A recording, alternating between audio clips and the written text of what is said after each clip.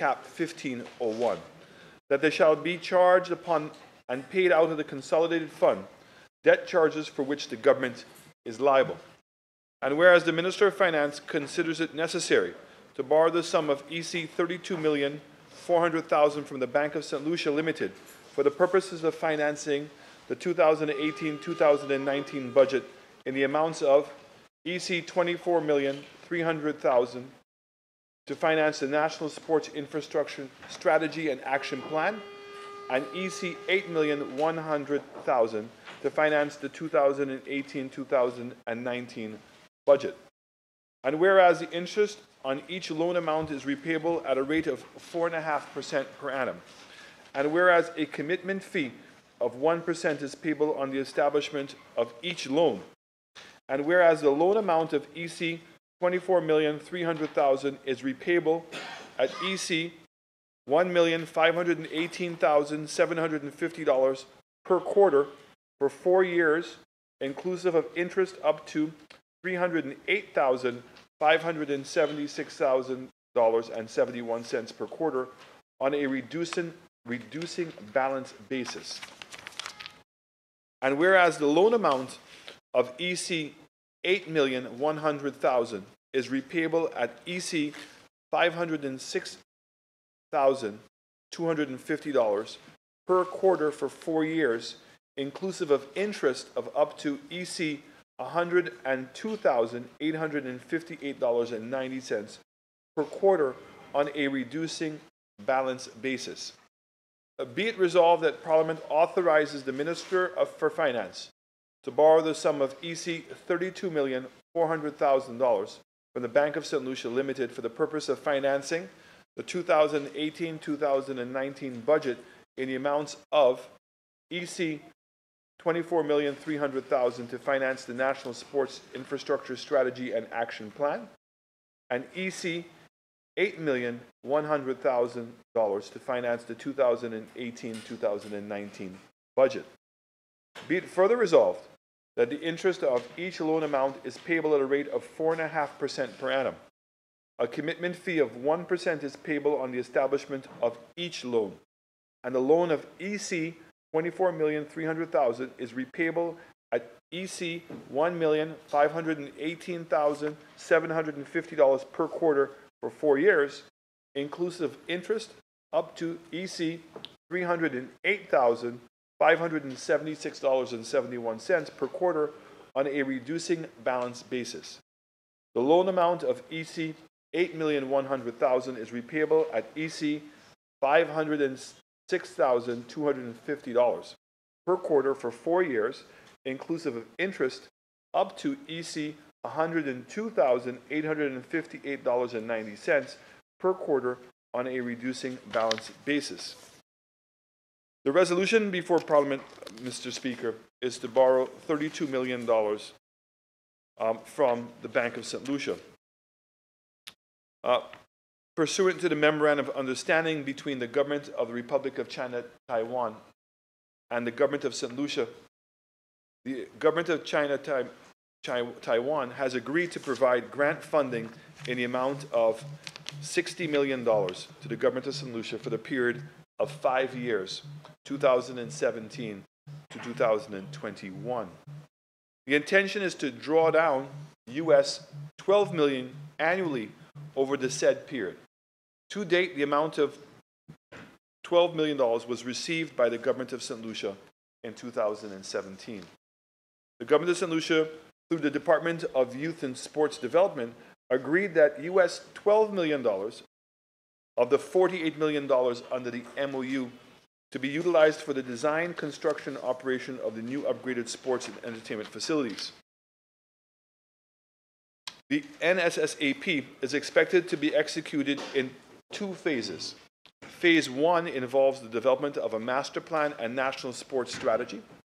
Phase 2 involves the implementation of works and the purchase of goods and services in keeping with the NSSAP. The Parker Company was contracted in September of 2017 to undertake the master plan in Phase 1.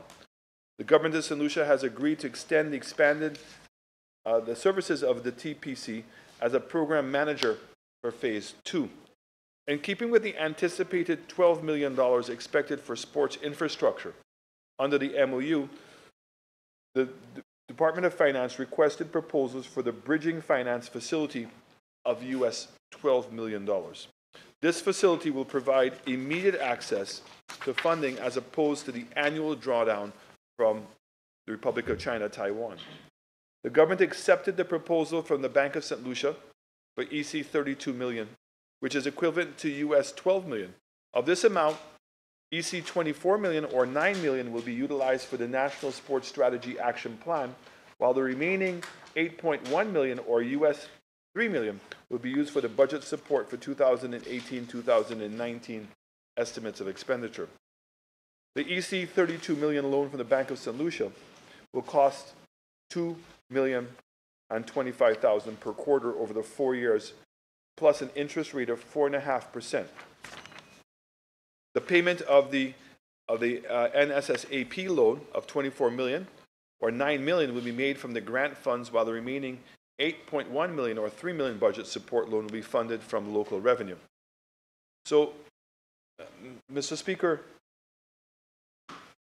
what my government decided to do with the grant funds that the government of China, Taiwan, so generously provided to our country is, instead of looking at it as $12 million per year, was to look at it holistically right now as $48 million.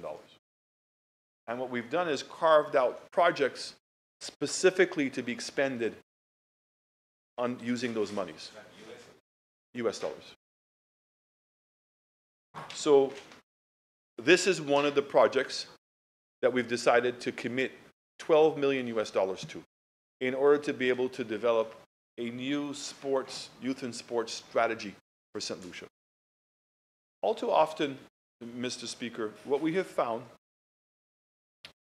is we have several different entities involved in the development of sports. The Ministry of Education, the Ministry of Youth and Sports, and then the funding tends to be primarily from Lotto and also from government.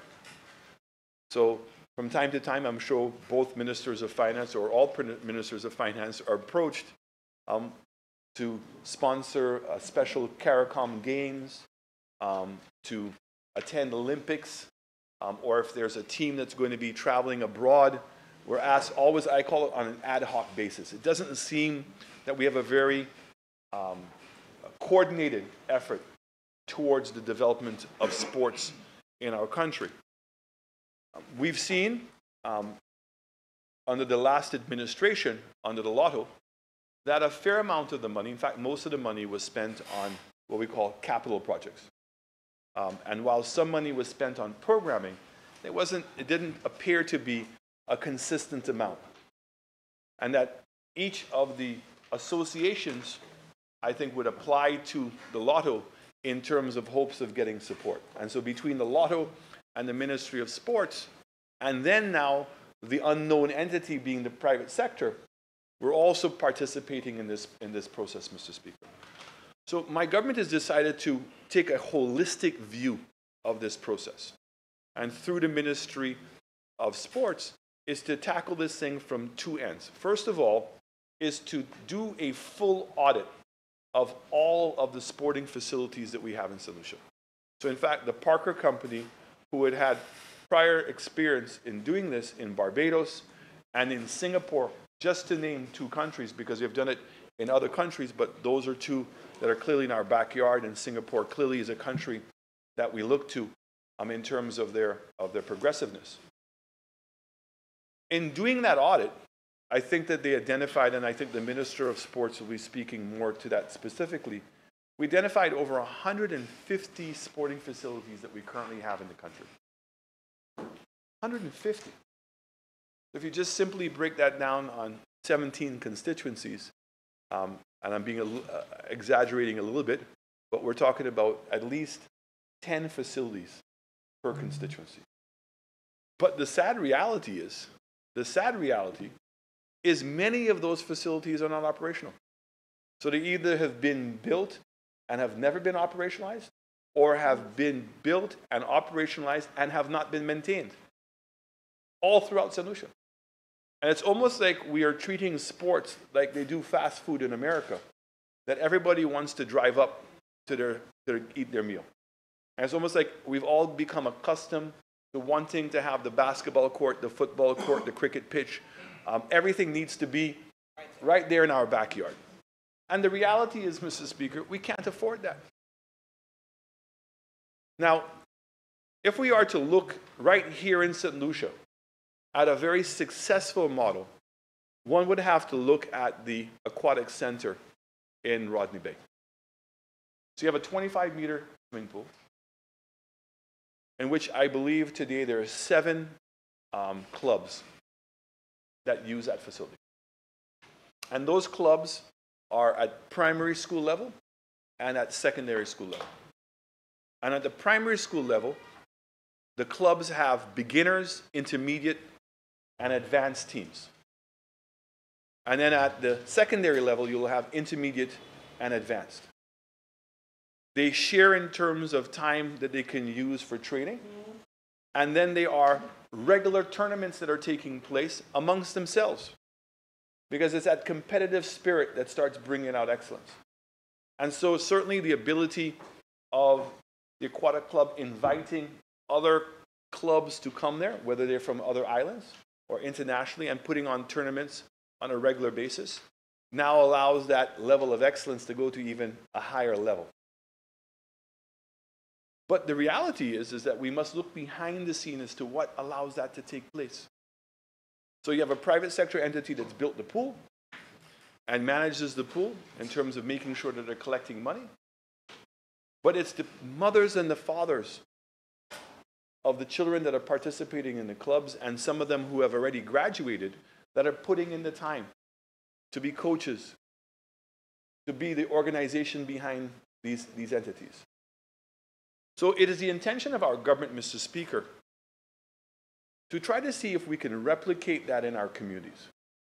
So it is a very difficult task to expect that we're going to develop excellence in sports if we allow sports only to stay in the school system. Because kids are going from school from 8 o'clock until 2:30. So the education system is intended to have their sports tournaments, and through physical education, start to introduce kids now to different disciplines, whether it's swimming, whether it's running, whether it's bicycling, whether it's boxing, whether it's basketball, whatever it is, that they get introduced there. But when they go back home now at 2:30, they could now join a club. So if we can now create facilities in each of the communities in which multiple clubs are sharing in those facilities. So if you have one football field in which you use it for tournaments in its full size, but during the week you can use it laterally, in which you can have either 2 or 3 smaller fields in which 2 or 3 different groups could be practicing at the same time. And certainly the club organizers would now start organizing themselves in terms of the training. Clearly, if you now put lights on, the ability to now be able to get greater utilization of those facilities is even better. So if we now can take football as an example, Mr. Speaker, that if we can develop in each of the 17 constituencies, on average, 4 to 8 clubs that are in close proximity to each other and sharing in those facilities, it means that you can now have zonal games in which the teams now play against each other on a regular basis. We then can have a semi or a regional championship, and then you can have a national championship. Because the amount of time and the number of teams that would have to participate at a regional level would be less, and certainly even at a national championship level, even less. So from the cost perspective, it becomes much easier. So, Mr. Speaker, the intention of this program here is to be able to start with phase 1, which is about building these facilities, these common facilities. And I know the ministry is working assiduously on trying to identify what the key disciplines are going to be. Certainly, Cabinet has given a mandate that we believe that the disciplines, first of all, must be gender neutral. Two, it must have the capacity of developing scholarships. And three, we also should look at the professional leagues, because while not everybody is going to make it into a professional league, the opportunity of getting more young St. Lucians playing professionally not only helps them as a career, but also helps the country in terms of its own exposure at that international level. So the way that we're looking at it is that we've made a commitment to the Ministry of Youth and Sports that the government will be using resources like the ones that they're getting from China, Taiwan, and other resources to build out these facilities. And so the intention in phase one, I believe, is that they've identified 5 areas in which they're going to be building facilities. So one is in Deriso. It's a football field. So the idea was to go into a small community and see how that would work. The Miku Secondary School, in which we were looking to put a football field and also a 25-meter swimming pool. Soufriere, in which they are creating a mini stadium, and we've prioritized that because of what has taken place in Vieux Fort. So the idea is now to have a 400-meter track as well as a football field, fixing up the basketball courts, the netball courts, and if I'm not mistaken, there's also including a swimming pool as well in that area.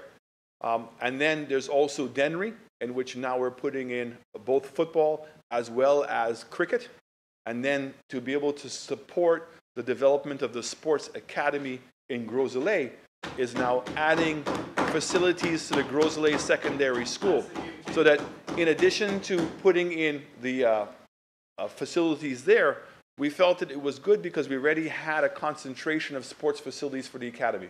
So you have the Darren Sammy Stadium, you have the 25-meter swimming pool, and you also have the indoor basketball court. So again, we could now, in that school, have access to it. So we're actually in the process of, if I'm not mistaken, identifying a accommodation for the kids who are going to be boarding at this academy.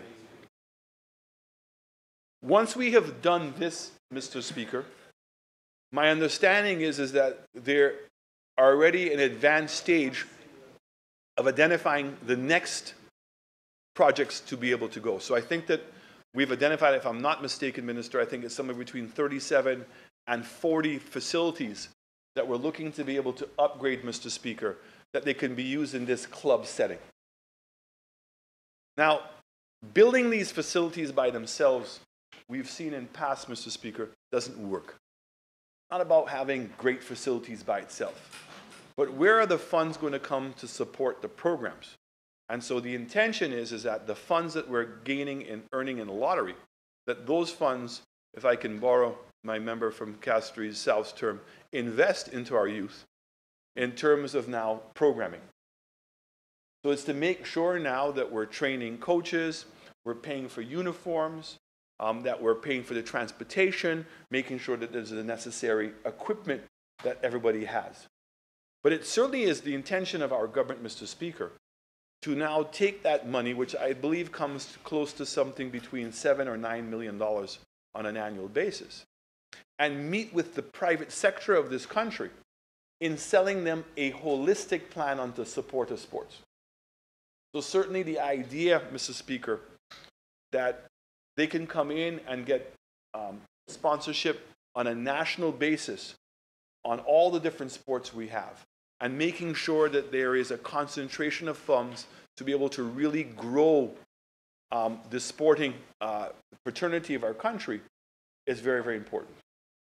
So the sports academy that is due to open up, if I'm not mistaken, is September, Minister? Is in September.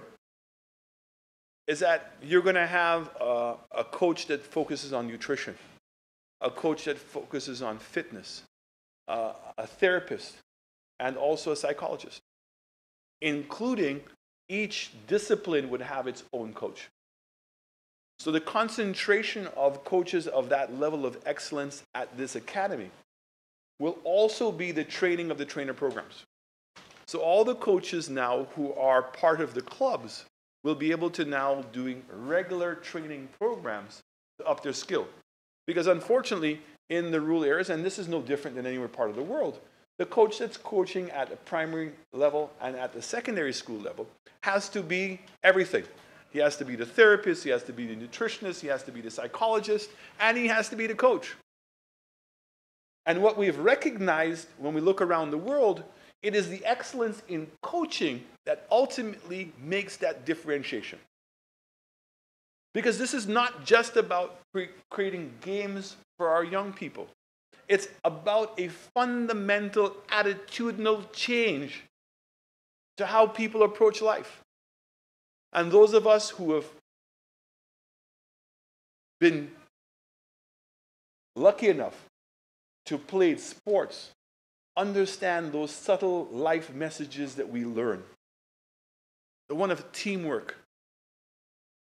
the one of competitiveness, conflict resolution. And one of the more important ones is discipline. But the discipline only happens when there is excellence, when there is that level of competitiveness. And I always see this in Jamaica, in their athletics program. As a young person coming up, the bar has been set extremely high by the successful Olympic athletes that they have. But those things don't happen by accident. It's those young kids knowing from a young age that in order to be able to be faster than Usain Bolt, that they got to start practicing harder and longer and more effectively at a younger age. And the discipline that is required in order to surpass those milestones is a quality that continues with those young people their whole life. And we want to be able to develop an environment in our country in which young people after school are now participating in sports and in clubs. So when we present this program today, Mr. Speaker, this is not simply about building a couple of sports facilities. It is much bigger than that. It's about planting a seed to change the attitude. And I think, and hopefully the message has been beginning across, that our government wants young people to join clubs, not gangs. We want them to join clubs and not gangs. And key to that is that government and the general public and the private sector must come together to make this happen, Mr. Speaker. We must. So today what we've come to the House for is to seek an approval to borrow $24 million of what is going to be a $32 million investment. But we've already received the allocation for this year of $3 million US. And we're borrowing the money from the bank in order that we can execute the programs today. Because we've recognized, Mr. Speaker, that by building multiple facilities at the same time, and also by going out and getting bids, that we'd be much more successful by creating a critical mass of facilities. Versus if we spent the money on an annual basis, we would not be able to develop that critical mass to be able to execute this program. And as a result of it, we don't believe that we would get the same impact with the expenditure. So I can wholeheartedly say that I support this program, Mr. Speaker. This is one that I'm incredibly passionate about. And I know that my Minister of Youth and Sports, my Minister of Education, and clearly my cabinet colleagues, this is one that we've spent a lot of hours discussing and that we're fully behind. And I'm hoping that we can gain the support of my fellow parliamentarians today on the opposite side to support this program. As I said, from an exposure, financial exposure perspective, Mr. Chairman, Mr. Speaker, there is none. The monies are already here. They are grant funds. We are very grateful to the Bank of St. Lucia for giving us such generous conditions to the loan, cost of the loan, in order for us to expedite this project. And I'm very much looking forward to seeing the commencement of this project, particularly the project in Soufrière, And I would be dishonest if I didn't say that I'm also looking forward to seeing this take place in Micoud South. And Micoud South is one of the few constituencies that still does not have any facilities that has any lights. And certainly when you look at the use of the Micoud Secondary School as a major hub, I'm certainly very excited to see the expression on the kids' face when they get to go to a 25-meter swimming pool and have proper coaching and participating in tournaments, given the success of what we've seen of the aquatic club up north. So again, I look forward to everybody's support on this. Thank you, Mr. President.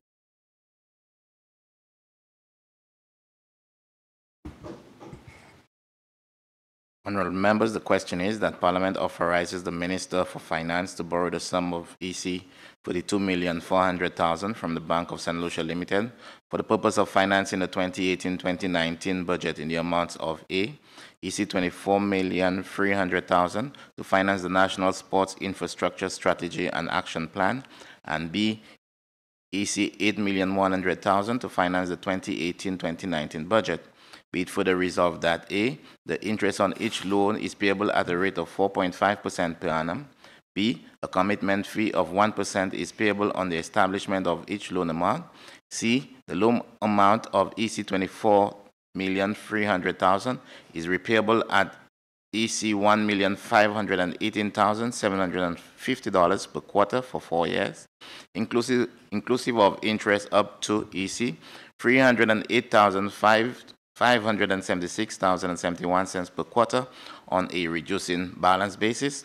And D, the loan amount of EC $8,100,000 is repayable at EC $506,250 per quarter for 4 years, inclusive of interest up to EC $102,858.90 per quarter on a reducing balance.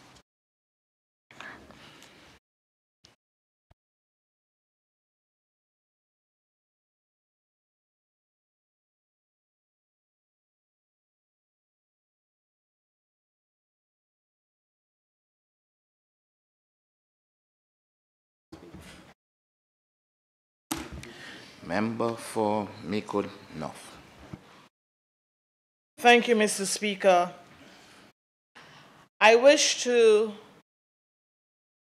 lend my support to and for this initiative, as it is one that speaks to the heart of the people, the hearts of the people of this nation, and which I must also indicate speaks to the heart of the people of Micoud North, especially the young sportsmen and sportswomen. Mr. Speaker, allow me to reminisce for a moment that it was only a couple years ago that as a child I have very vivid recollections of Hot Ice and Hurricane playing on the Micoud playing field. And it would appear that on each occasion that those teams encountered each other, that there was a mass exodus from the village heading towards the highway to the Micoud playing field, because sports represented the soul and the heartbeat of Micoud. And we used to quip that should there be a fire in the village, who would be left to out the fire? In Creole, we used to say, but they say, si l'agneau di fait en villa, la pa weste pièce moun en villa pour ten di fait. That is the extent to which people in that community would rally around our sportsmen and women, rally around the clubs, and look forward to those kinds of competitions. I am heartened to note that that tradition remains very healthy today. That though there may no longer be hurricanes, but Hot Ice, I see, is going through a rebirth. There are other teams that afford young people an equal opportunity to showcase their talent. Then we have the netball tournaments in my name. we have basketball and volleyball. And I will confess that after the 2016 victory, I did not hesitate, Mr. Speaker, to offer the Micoud playing field as the venue for the victory rally.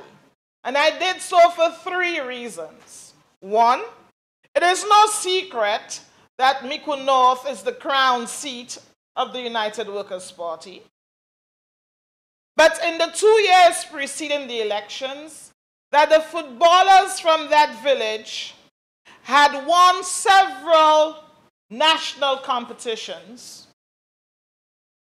And that thirdly, that as a firm demonstration to them that I too was dissatisfied with the current state of the field, that we would, in a sense, commit the last sin of using it in the current state for a non-sporting activity, because I was confident that a new sporting facility would be built under a United Workers' Party government and administration.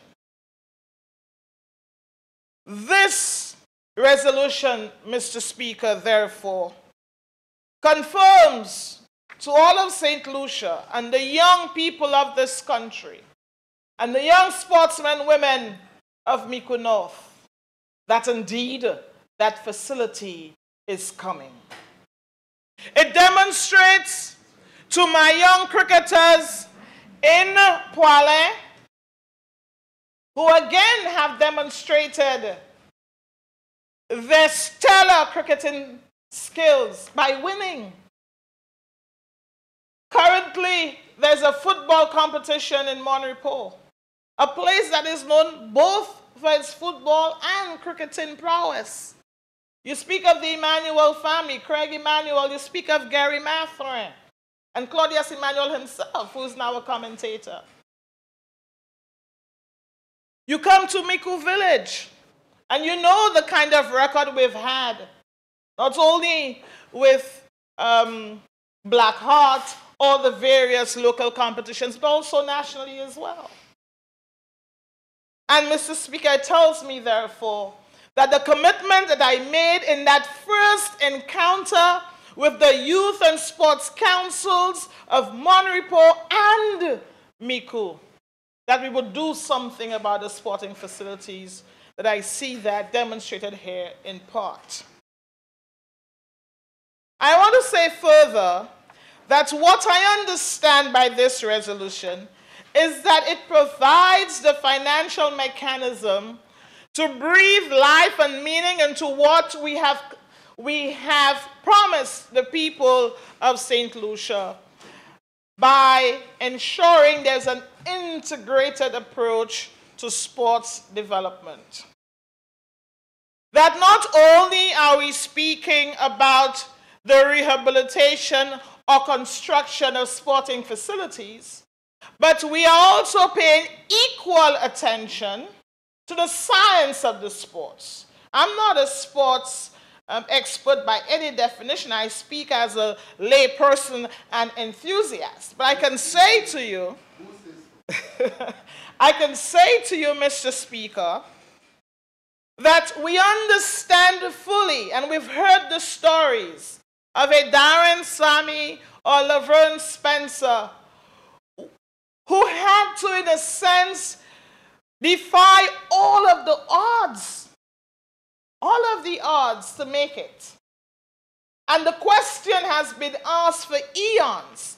Where is that facilitative structure, that environment that can scout the talent early and facilitate their professional growth and development until such time as they can be catapulted onto the international stage? I know that there are more Darren Sammys and Laverne Spencers in our midst, in the primary schools and in the secondary schools. And that is why, closely related to the emphasis on building new physical infrastructure or rehabilitating existing sporting infrastructure, that equal attention is being paid to providing an academic and professional route to the development of our young sportsmen and women in this country. That it need not be that the elites make it because their families can finance their hobbies into professional sports, so to speak, or that some people have to really hike their way through to the top, but that we proactively, purposefully, and strategically ensure that within the education system, we facilitate the development of young sportsmen and women by diversifying, by expanding the curriculum to allow for a professional stream for sportsmen and women.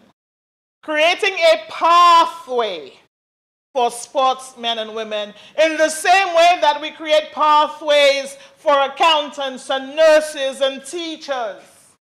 That if it is a child's proclivity or divine calling is to become a sportsman woman, that child does not find him or herself being marginalized within the traditional education system, but that provision is being made for that child as well. And I insist when I meet with stakeholders that this is not to suggest that we will replace core subjects with only sports subjects. No. What we're saying is that we will retain the core subjects because graduates need to have some core competency in English, language, math, etc. But that also you'll be exposed to a menu of subject areas that will lead you or help you along that professional pathway to becoming that sportsman and woman in the discipline of your choice as far as we can entertain in the interim. Allow me, Mr. Speaker, to therefore say that is why we have started the process of ensuring that the Gros-Islet Secondary School, which is the secondary school earmarked to become the Center of Excellence for Sports, that in our staffing exercise we have begun to attract and give priority to teachers who also have some expertise in the area of sports. At this juncture, Mr. Speaker, I must thank the sports fraternity, the multiple disciplines, the sports fraternity for their level of engagement with respect to this project thus far. And I know that there are those who anticipate the consultation and engagement with them because it is in progress and the process is unfolding. But I want to thank those with whom we have engaged thus far for their commitment, their explicit commitment by way of attending meetings and feeding into the program in terms of what skill sets should we look for in the teachers to be engaged, what the programs should look like eventually, all of which is evolving as we speak. But more importantly, coming out of a meeting that we held a mere couple weeks ago, how do we, one, incentivize students to make Gros-Islet Secondary School their school of choice? And two, how do we work with parents to help them appreciate a wider array of professional or career options for their kids? Because there is no denying, Mr. Speaker, that there is still a lingering sentiment while we celebrate Darren and while we celebrate Laverne and the others, Alfred, etc., that there are some families or parents who would not readily embrace the fact that their kids want to pursue sports as a profession. So we recognize that we have some public education work to do as well, so that we can encourage parents to treat sports as a lucrative, viable, respectful career option for their kids as well. You know, I smile, Mr. Speaker, because though it may not be evident today, but in my time I used to be a long-distance runner. Very long. Honorable member, I'll let you know that when I was in Standard 4, which is grade 6, every morning before school, I would join my father, my siblings, and I, well, at least my brother, my sister was a little bit too young, and some of his workers, and we ran from the PAC, which is Village Extension Phase 1, to Deriso Gap and back. That's my common entrance class. And I have fond memories of that. And it appeared that we did that with relative ease. I will not suggest that I try that tomorrow morning, but it is with great fondness that I recall this. And I say this to say further that notwithstanding that it appeared that people were suggesting to my father and my family, oh, you know, you should really see to it that Gail enters professional sports, etc. And you know what the retort was? That there was nobody around who was earning a living from sports. And many families went through that. That the evidence wasn't there to the extent that we see it now. So notwithstanding what seemed like a natural ability, there was some hesitation. Why don't you do law or something else instead? So I know firsthand, and today still, when I engage with students, there is that kind of battle between families or within families, between parents and children who wish to pursue sports as a career. And what are the options? What are the choices?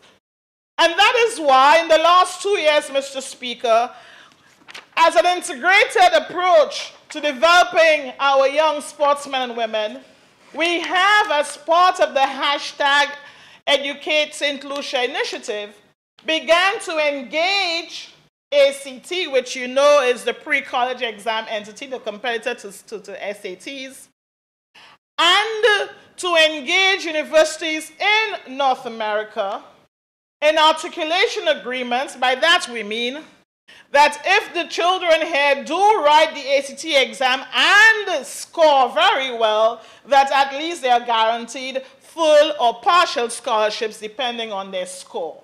And I can say to you, Mr. Speaker, already there is great promise with respect to the pathway to sporting scholarships as well as in the areas or the traditional professional areas as well. So from where I sit, an integrated approach is what I see unfolding here, and I want to applaud that.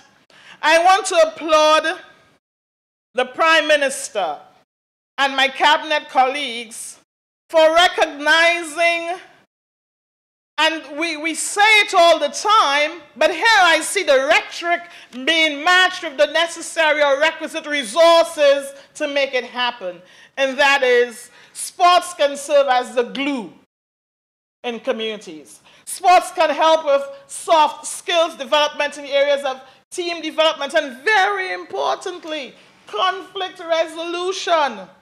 Something that right now it irks us to our core to see the degree of violence, and sometimes over very simple things that could have easily been resolved.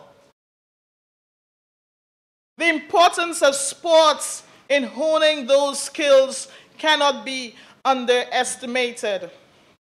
I also therefore want to say that whereas, and that's the honesty and that I bring to this debate, to say that whereas the emphasis with respect to the Center of Excellence on Sports is at the secondary school level, all of us in this Honorable House know that if we can catch them early to use a colloquial phrase, if we can catch them early while their bones are soft, their minds are still young and malleable, and we can influence them before, in other words, before they develop bad habits, that we have a better chance of making professional athletes out of them.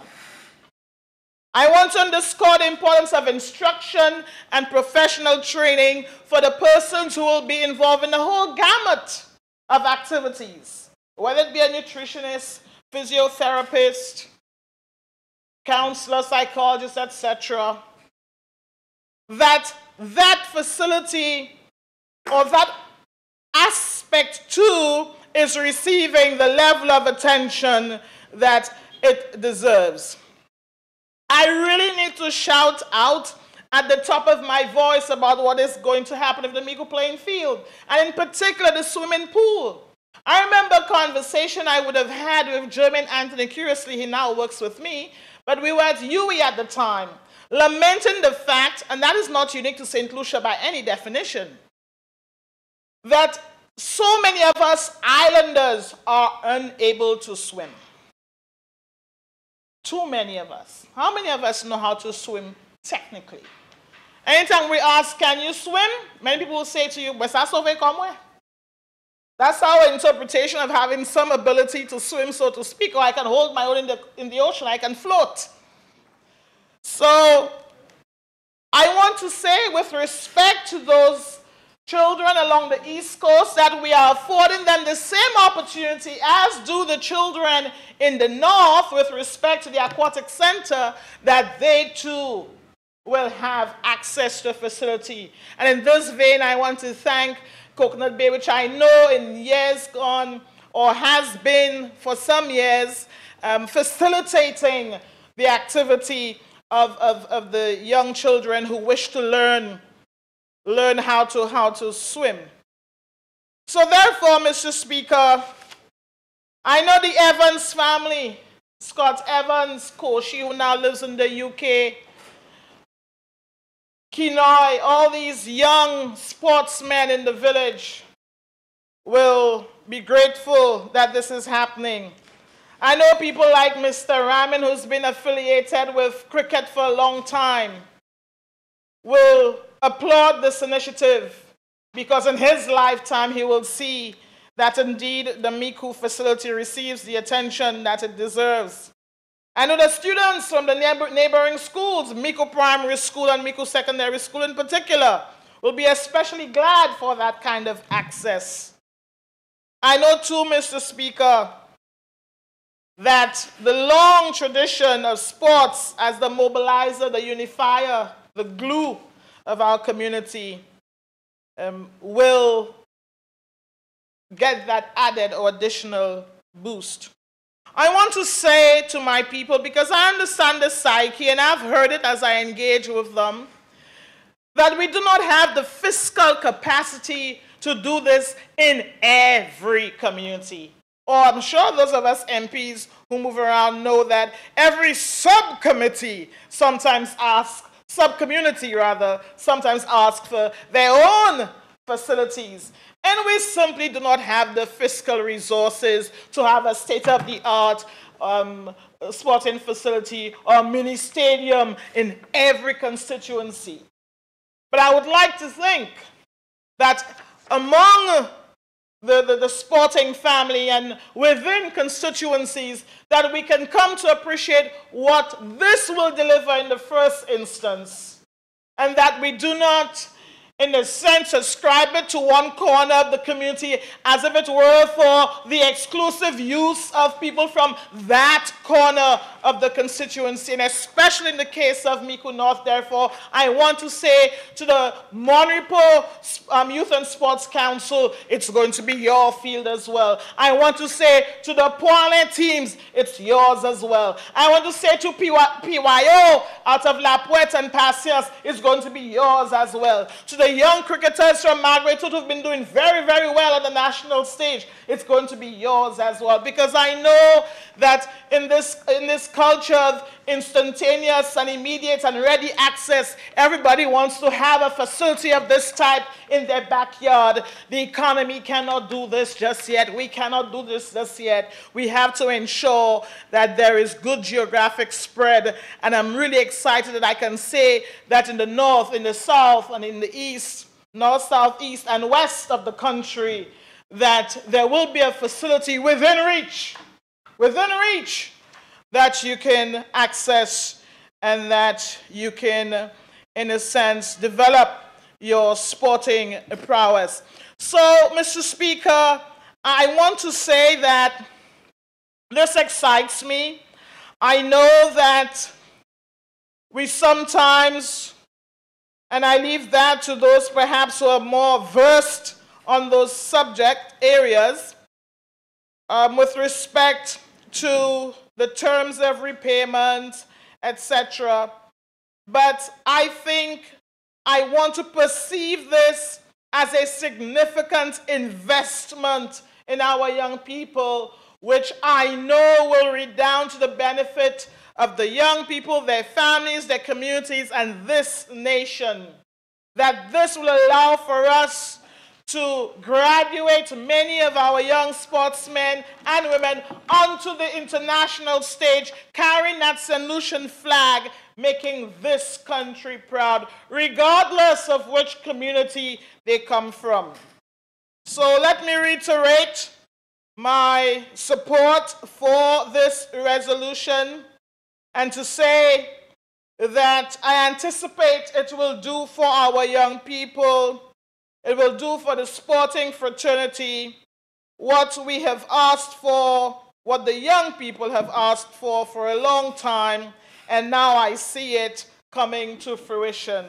So I do endorse this, and I pray that in quick time I too can have a lap or two in that swimming pool in Micoud, as do the children nearby. Thank you.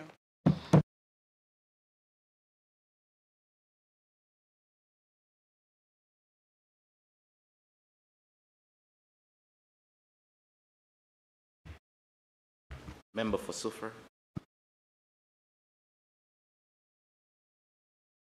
Thank you, Mr. Speaker.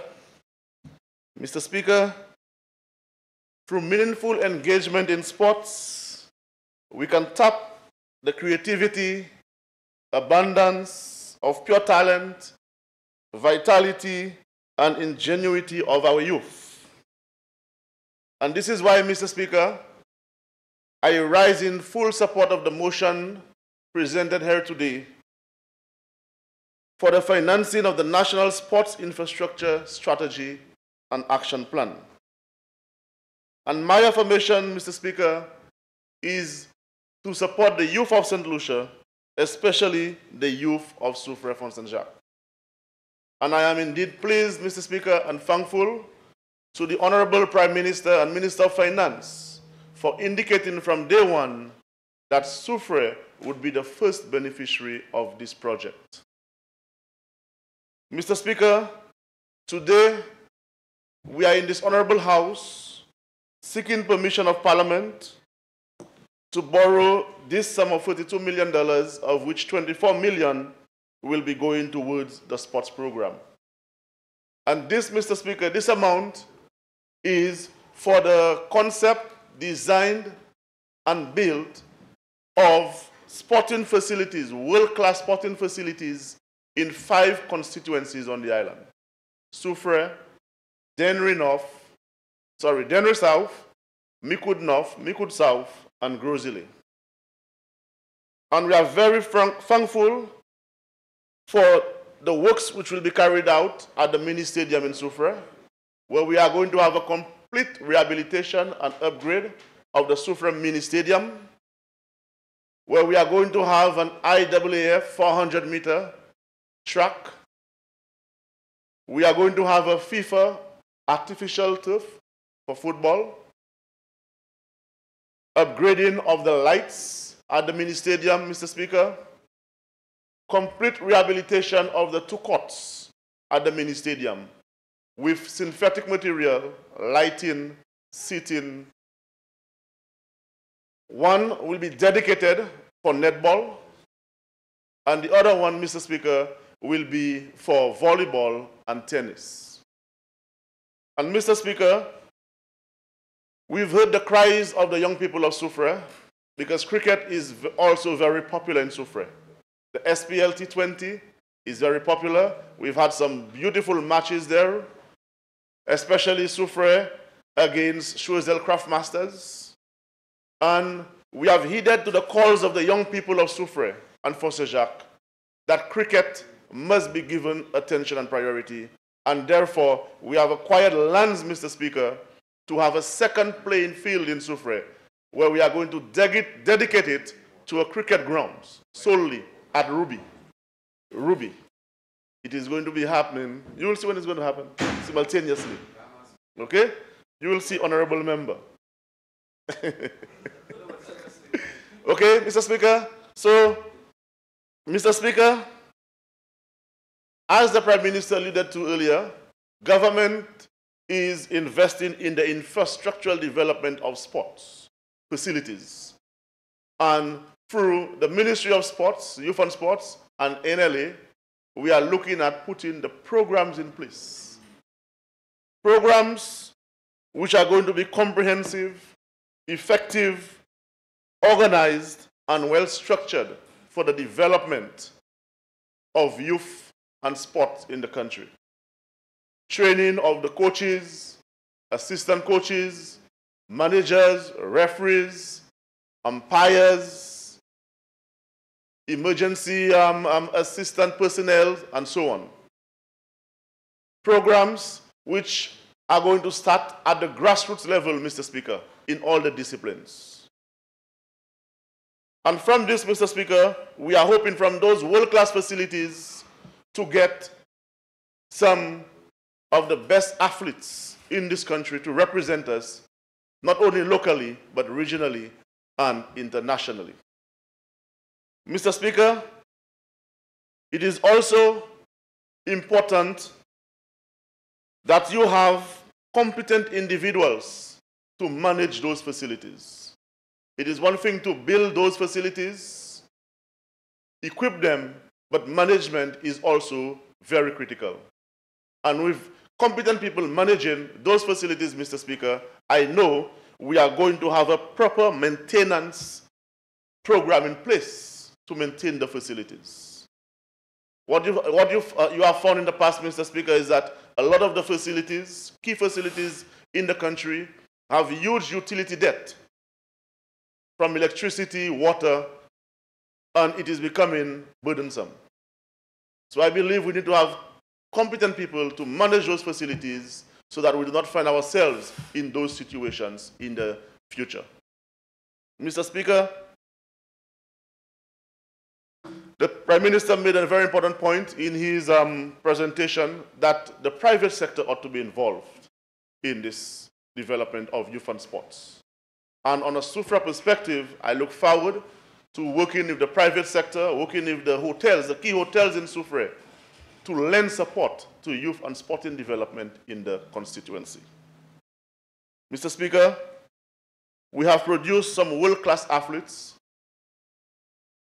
in St. Lucia. Soufrière have had some good footballers, good cricketers, good athletes. So far, we have about 5 young persons from Soufrière in the US on scholarships. We have Shonasha Prevost, Claudina Constantine, Kivoy Lionel, who are enrolled at Essex County College in New Jersey. We have Jazani Henry enrolled in Alabama, and Zacharias Simon enrolled in South Carolina.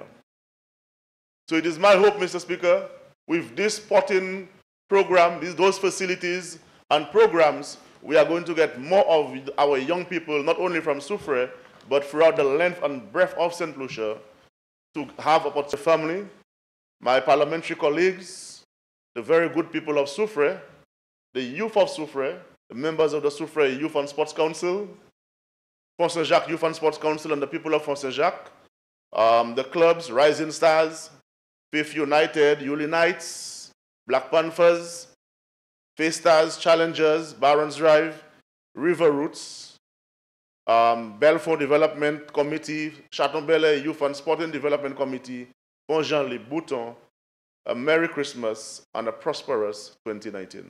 I thank you, Mr. Speaker.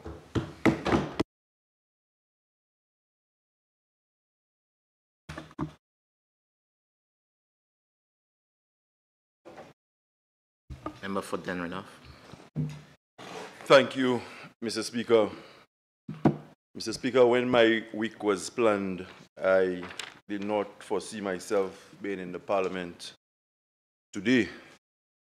Today is report book distribution day at my son's school, and this is where I had planned to spend the day. So, Mr. Speaker, I will contribute to the motion before us, and I may have to make an exit, hoping to return in time to catch the tail end of the debate. Mr. Speaker, I want to start off by stating that I am of the firm belief that the sporting infrastructure of this country needs improving.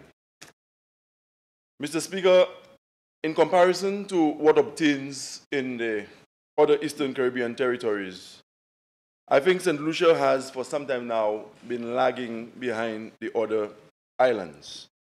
And so any amount that is committed to the development of community sporting infrastructure, that, Mr. Speaker, will objectively receive the support of the member for Denrenough.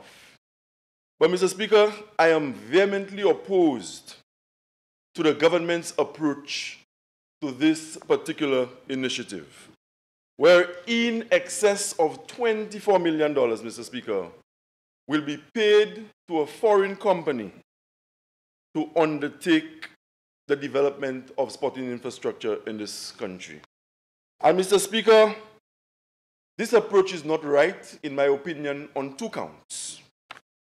Firstly, this is a government that conveniently represents the interest of the average St. Lucian. And just recently, Mr. Speaker, when we debated a motion for the Denrenough Water Redevelopment Project, the line minister and member for Babonneau, in his presentation on that particular motion, one of the things he said, Mr. Speaker, was that the condition for the loan had to be rearranged or altered with a view to giving the contractors of the valley an opportunity to do the work. And whereas I'm not against that, Mr. Speaker, it's something that I fully support. Today, we have a situation where what is being proposed by way of sporting infrastructural upgrades, this, Mr. Speaker, can be done by locals. This can be done by citizens of St. Lucia, and St. Lucia has the expertise, Mr. Speaker, of persons who can actually deliver what the government has been putting forward. Mr. Speaker, the Prime Minister, in presenting the motion, gave the impression that there are too many playing fields in this country. And the figure he quoted, Mr. Speaker, was somewhere in the region of 170. And on average, you will have 10 facilities per constituency, or thereabout. Well, he said on average, there will be 10 per constituency. Mr. Speaker, I fully understand that not all the facilities in this country will be at the same level, and that you need to have regional facilities or in strategic zones in the country to complement the smaller playing fields and playgrounds. But to give the impression that there are too many playing fields in this country, that can never augur well for the development or the creation of a sporting culture in this country. And maybe that is why today we have so many of these playing facilities in a state of abandonment. Premier Ministre, là, il a parlé et qui présentait motion, Mr. Speaker. Il a nous l'impression that l'année top playing fields et top grounds bowl en pays cette ici pour le moment. Et qui also dit nous that peut-être yon se raison yo pas en bonne condition c'est piste l'année top. Ça c'est bagaille, Mr. Speaker, moi pas d'accord et puis et ça c'est bagaille moi croire that nous pas supposé d'accord et puis pièce. Because facilities on their own will not produce world-class athletes. Yes, they are necessary, and it is something that we recognized It is something we were very sensitive to during the reign of the St. Lucia Labour Party administration. But on their own, facilities will not give you the world-class athletes that we're looking for. So that, Mr. Speaker, when you take this quantum just to upgrade the facilities only, yes, this is commendable. But what happens to the existing playing fields in the different pocket communities of St. Lucia? As we speak, the majority of community playgrounds in St. Lucia are abandoned. Abandoned. They cannot be used. And if you go into the constituency of Barbono this morning, the Lague playing field, Mr. Speaker, that is in a state of abandonment. And if you go to Lakai, the playing field is in a condition that is less than desirable. The same can be said about Bel Air. And perhaps, Mr. Speaker, the worst in the country was the Bexar playing field. And recently there was an attempt made to salvage the Bexar playing field just to cut it and to make it a little more easy on the eye. But it is still, after 2 weeks, Mr. Speaker, it is in a condition where it cannot be used by the young people of that community. And instead, Mr. Speaker, what do you have? You have horses, you have cattle and small ruminants grazing on playing fields. So, as I said, whereas I am not opposed to the upgrade of facilities to a particular standard in communities, that should never happen at the expense of the existing smaller fields and playgrounds in the different communities. Because it is by creating a sporting culture, you will produce world-class athletes. Yes, facilities are a critical component, but you must have the backing of the populace, the grandparents, the neighbors, the uncles. They must come out to the different school sporting activities to lend support and to motivate the children. And most of the young children, Mr. Speaker, at the ages of 3, 4, 5, they begin to exhibit their talent right on that little playing field that is situated in the backyard. So whereas you can come with all the grandiose plans, and whereas I am for the upgrade of facilities, as I said, that should never happen at the expense of the little playing fields that are abundant in the different pockets of our community. Mr. Speaker, we were very sensitive to the plight of the sportsmen and women in this country as it relates to infrastructure and facilities. And it is for this reason, when the St. Lucia Labour Party government was in office, or when the St. Lucia Labour Party was in office, we spent millions of dollars to upgrade facilities in every pocket community of this country. Because we understood how important facilities were in creating that sporting culture. And I recall, Mr. Speaker, as the Minister for Youth Development and Sports, driving to the various pocket communities in this country on a Saturday and on a Sunday. Thousands of people, Mr. Speaker, flocking the playing fields to support cricket, football, and different programs. Today, as we speak, that is not happening in a number of districts, Mr. Speaker. That is not happening in a number of communities, Mr. Speaker. Mr. Speaker, we resurfaced playing fields. We installed lights. We refurbished courts. We constructed community pavilions. We procured equipment, uniforms, boots, track shoes to put on the feet of the students who were running barefooted at the stadium representing their various secondary schools. We supported national athletes like Julian Alfred. We had to give her a stipend when an opportunity came for her to go to Jamaica. We gave her a stipend, Mr. Speaker. And when the United Workers' Party government came into office, they stopped it. They stopped it. And it was after the parent came to persons like myself, the member for Castries South and other members opposite, pressure was applied and the amount was reinstated. We have a number of athletes today, and the member for Soufrière mentioned a few, who act on scholarship as we speak. It was as a result of the support that they received from the Labour Party government. But we are not in the business, Mr. Speaker, of coming here to boast what we have done. We are not in the business of coming here to hit our chest. But I know what sports can do for the development of a young person. I am a product of the youth and sports system in this country. I know what it is like to put on national colors, like a few persons in here. So that when we went in there, and I had the mandate as the minister, Mr. Speaker, I was not doing it because somebody had assigned me a responsibility in government. I was doing it because I understood the plight of the sports people in this country. And I've made the point before, when governments or cabinets sit, every day we give concessions, millions of dollars of concessions in the name of development, in the name of investment. And then we believe that when we spend a certain amount of money on the young people of this country, Mr. Speaker, it is not justified. Mr. Speaker, it is the St. Lucia Labour Party administration that completed Gold Project number 1. And we all know the story about the Gold Project. When the Gold Project was first conceived during the Labour Party, no, this is Gold Project number 2. Gold Project number 1 was completed during our term in office, and we started Gold Project number 2. Gold Project number 1, after the site for the training facility had been changed so many times, FIFA representatives sat with us, and we decided that we were going to change the project from a training facility to an administrative building for the Football Association, which is known today as Football House, situated at Leclerc. And it was the St. Lucia Labour Party government that gave the concessions and the necessary support to the St. Lucia Football Association to make that happen. The plan, Mr. Speaker, was that in 2013-14, that the president of FIFA would have been on island to formally commission Football House and would have profited the opportunity to get him to break the sword for the commencement of the training ground. And so today, Mr. Speaker, if you drive into the Mabuya Valley, you will see a spanking facility known as Gold Project 2.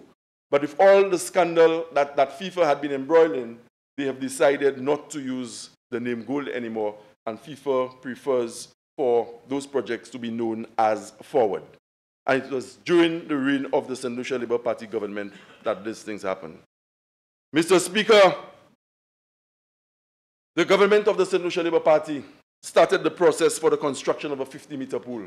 And I heard the Prime Minister mention a number of pools that the government intends to construct in different communities in the country. Mr. Speaker, I have made the point before and I will make it again. Any investment that is made by any government in this country for the development of sports will receive my full support. Because I've understood, as I said, that sport is a meaningful avenue through which the human potential can be realized.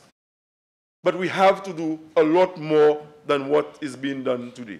Mr. Speaker, last week I got a call all the way from the US. I don't know where he got my number from, but a young man by the name of Nanji Philip. He's a national footballer who is currently studying at Louisiana State University. His tuition fee of $3,500 US could not have been met. And you can well imagine, Mr. Speaker, the distress that this could cause to a young man who is away from home and does not have the immediate support of family, having to grapple with a situation like this. And this is a young man who is part of a national sporting team. This is a national representative. Mr. Speaker, I had very little choice. I tried to comfort him with words. That is all I could have done for him at the time. And then, without seeking the permission of the personal assistant to the minister responsible for sport, I gave him a number to contact the personal assistant. Last I checked, Mr. Speaker, the personal assistant told me that he was in touch with the young man and something was being done to assist him. We have a young man from the community of Grosile by the name of Dalton Polius. He has represented St. Lucia at the under 15 level, under 17 level, under 19 level, and at the senior level. Every year, Dalton Polius and scores of young cricketers, they get an opportunity, an invitation to play cricket in the UK. These are young men who do not necessarily, Mr. Speaker, get employment in St. Lucia. So they profit the opportunity during the UK summer to go to the UK for about 5-6 weeks, and they make good money while they're up there. to complement whatever little that they have. When we were in government, Mr. Speaker, we used to help them out by providing a plane ticket. Accommodation, food, and other living expenses in the UK would have been theirs to meet, Mr. Speaker. For 2 years, Dalton Polius, knocking on the doors of the government, asking for a ticket to go and play his little league cricket in the UK, where he is killing 2 birds with 1 stone. He gets to refine his skills to better equip him and prepare him to represent the national team. And secondly, Mr. Speaker, it is a form of livelihood for him. On both occasions, Dalton Polius has been turned down. And there are a number of other young sportsmen and women in this country who come and they tell those stories. And it breaks my heart. And this is not a blame game. All I am trying to do here this morning, Mr. Speaker, is to give expression to the concerns of those young sportsmen and women whose parents and the family structure do not enable them to have the means. They're not like some where the parents can pay a ticket for their children and accompany their children on meets overseas, especially in certain sporting disciplines. But these same athletes, when they do well on the international stage, we are always happy to be parading them and trying to make mileage on their achievements. And I believe, Mr. Speaker, this is wrong. We have to support our young people in a more tangible way. Mr. Speaker, the Packer Company or the Packer Group, I don't know them to have any expertise in the area of sporting infrastructure upgrade or development. But what I know is that what is being proposed here today, can be done by locals. We have in the person of Kent Crafton, one of the best curators, not just in St. Lucia and the region, but in the world. And Kent has been used as a resource person to facilitate workshops for the International Cricket Council in places like Dubai and other regions of the world. We have in the person of Martinus Avril, an excellent curator who can give you a surface that is just as pristine as what you will get at some of the best and most renowned international venues in the world. Places like Wimbledon and Wembley and those other mecca facilities in the world. We have the expertise, and I do not believe that we had to go to the Packer Company to come to St. Lucia to deliver for us what I believe we have people who can do for ourselves. Mr. Speaker, I was hoping that the PowerPoint presentation would have preceded my presentation. But from what I have gleaned from the documents that I have perused in the last few weeks, is that we will be putting down artificial surfaces. Now, my position on artificial surfaces is absolutely clear.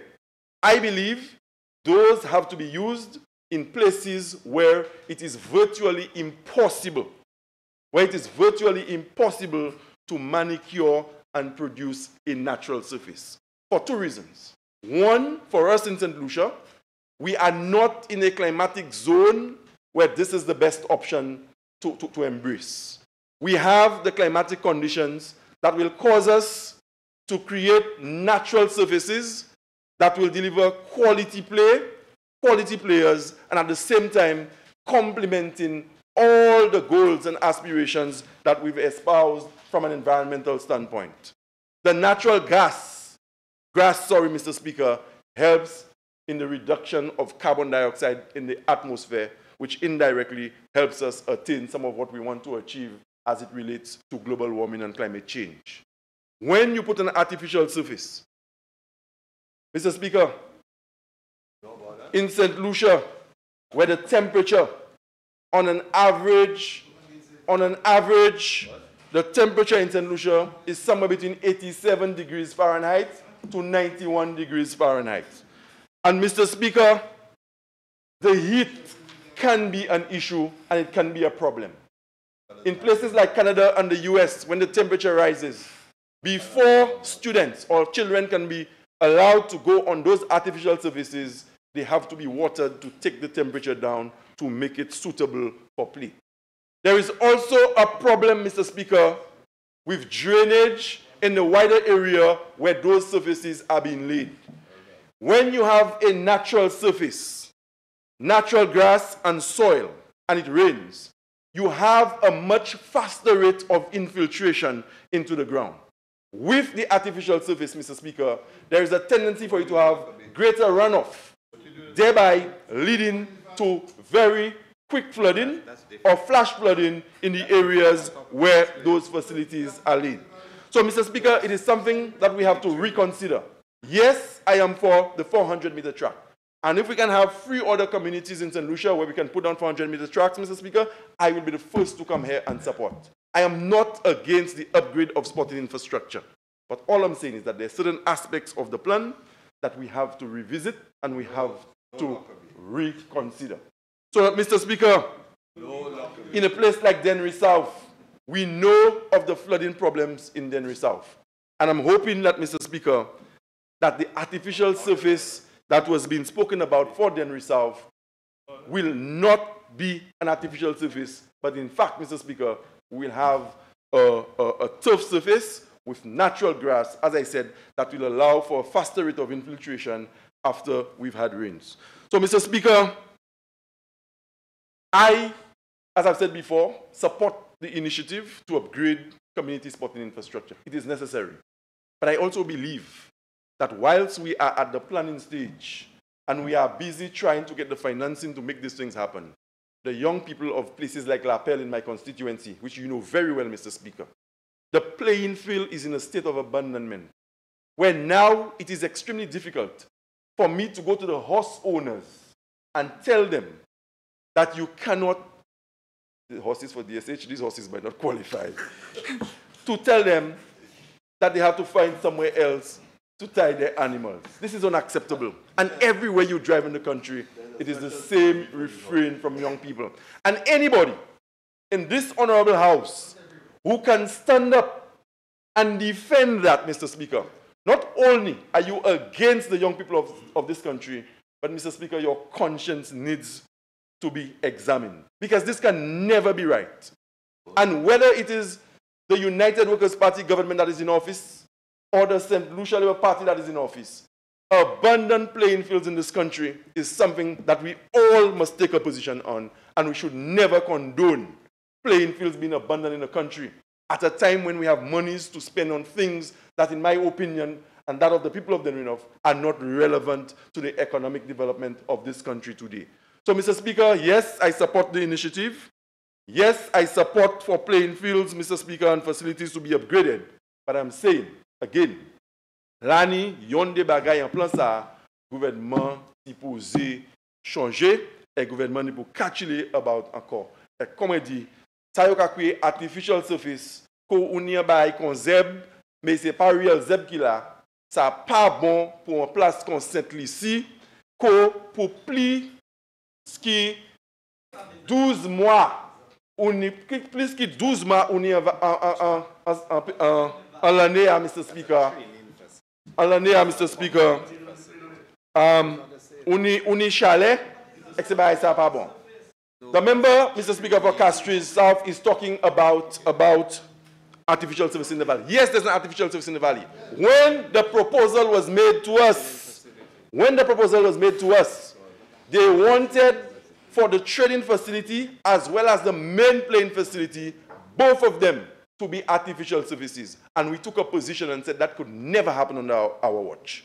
The main playing field ought to remain as a natural grass surface. And that is why today you do not have the main Grand Riviere playing field as an artificial surface. But adjacent to it is a training facility, the dimensions of which are a lot less than the main playing area. So it is not a case where I come here today to speak against artificial surfaces and then I was the one who presided over one being conceived for my constituency. That is not the case at all. I did say, Mr. Speaker, that we need to reconsider where these artificial surfaces are going. We need to take into consideration the people who are going to use them. And in places like Canada, the US, and some countries in Europe, this is a last resort when they are having difficulty sustaining grass on a natural surface. But to just take this thing, Mr. Speaker, from North America or wherever, and just come and implement it in St. Lucia, I think is a bit reckless, and this thing needs to be reconsidered. So, Mr. Speaker, on behalf of the people of Dennery North, let me say that the government, whereas the resources committed to this particular project is a substantial amount, the government might well want to reconsider the individuals chosen to do that particular project. Mr. Speaker, I suspect this might be our last engagement in this House for the year. And so on behalf of the people of Dennery North, I want to take the opportunity to wish members on both sides of the political divide a very Merry Christmas and best wishes for the ensuing calendar year. Thank you, Mr. Speaker.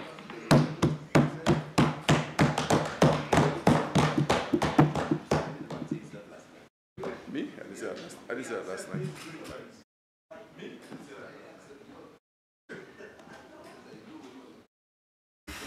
Honourable Member for Grizzly. Thank you, Mr. Speaker. Mr. Speaker, I rise in support of the motion before us. And, Mr. Speaker, for many, many years, given my history and involvement in sports, I have longed to see a day such as what we are experiencing here today. I know that as former sports minister, as former sports personality, as former sports administrator, that yes, programs are vital. Facilities, as has been said on their own, do not make for development of sports. However, to ensure that you can accommodate your programs, facilities are necessary. And I think given what has been accomplished by our sportsmen and women in this country, they more than deserve an upgrade in the facilities that they have to apply their craft on. And so, Mr. Speaker, I fully support this injection of a significant amount of resources for the upgrade of playing facilities. I've had the experience from working in the Department of Youth Development and Sports. I've had the experience as a minister of government. I've had the experience as a sportsman. We know, and we cannot pretend about it, that normally, generally speaking, sports is not the highest priority on any government's agenda. Very often, when budget time comes around and government is giving priority in terms of allocation of resources, the social services and sports tend to be the bastard children. And so I am very pleased, I am extremely proud to be part of a government that has recognized the significance of sports, the contribution that sports has made, and the contribution that sports can make in our national development, and to invest. And that is what is being done here. An investment is being made in the future of our people in this country by making such a large chunk of resources available for the development of sporting facilities and sporting programs. Mr. Speaker, I commend the Honorable Prime Minister, Minister of Finance. I commend the Minister of Youth Development and Sports. And having been a minister myself, I don't know how to say this, but I rather suspect this will be the sports minister with the most outstanding track record when it comes to delivery in terms of sports facilities and programs.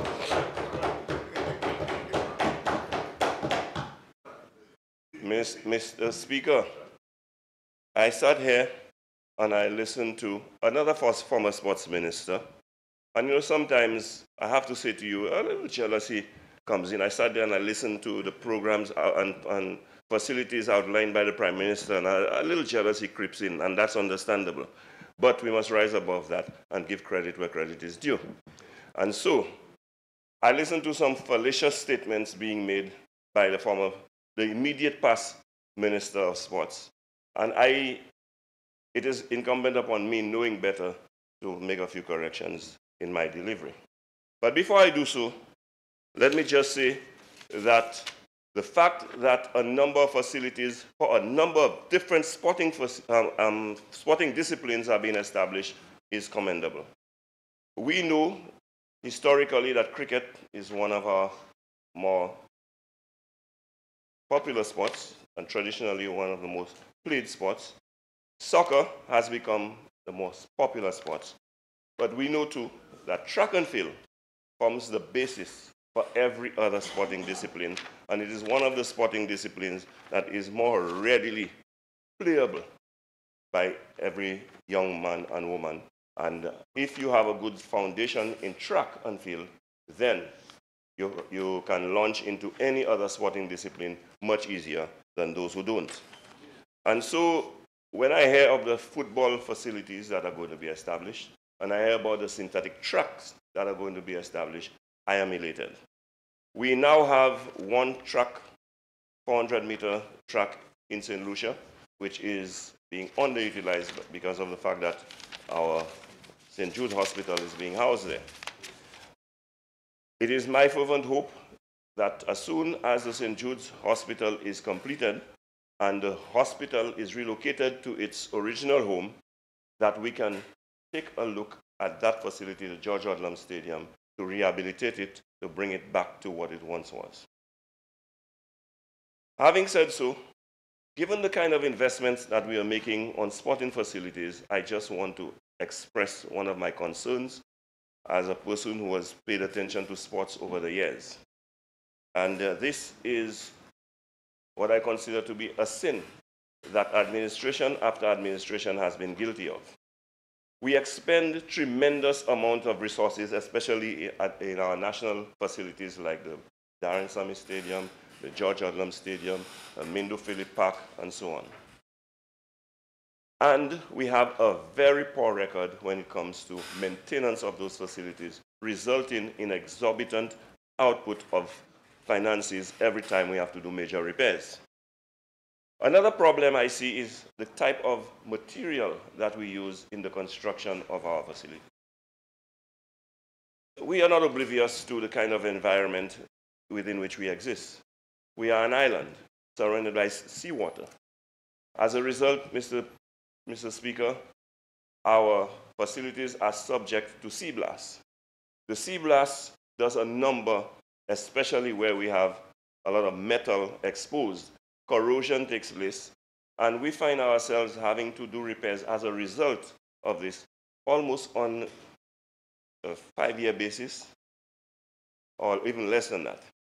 Now, I ask myself, I say to myself that we should take stock of that fact and determine what can we do to avoid that situation and save some money in the process. By that I mean, for example, Darren Sammy Stadium will be repaired, the George Odlum Stadium will be repaired. I would like to strongly suggest to our engineers, our architects, and the contractors and technical people involved that they take another look at the kind of material that they're using to do the repairs. I recently took a look at the facility in Dominica, for example, and I noticed there's a lot more concrete in that facility than there is in ours. We have a lot more metal that is exposed to the sea blast. And so as a result, our deterioration takes place at a far more rapid rate. So that may be one of the things we want to consider, the kind of material that we use in the construction of our facilities. And I'm hoping too, that as we embark on the establishment of those new facilities, we take those factors into account. Now, I'm no expert, no technical expert, so I cannot speak to what is the more ideal material also, but I'm hoping that this is taken into consideration, and those who know better can make recommendations to minimize the cost of maintenance and the expenses that we have to do with regular repairs. Having said so, Mr. Speaker, I come to the subject of the type of surfaces that we establish.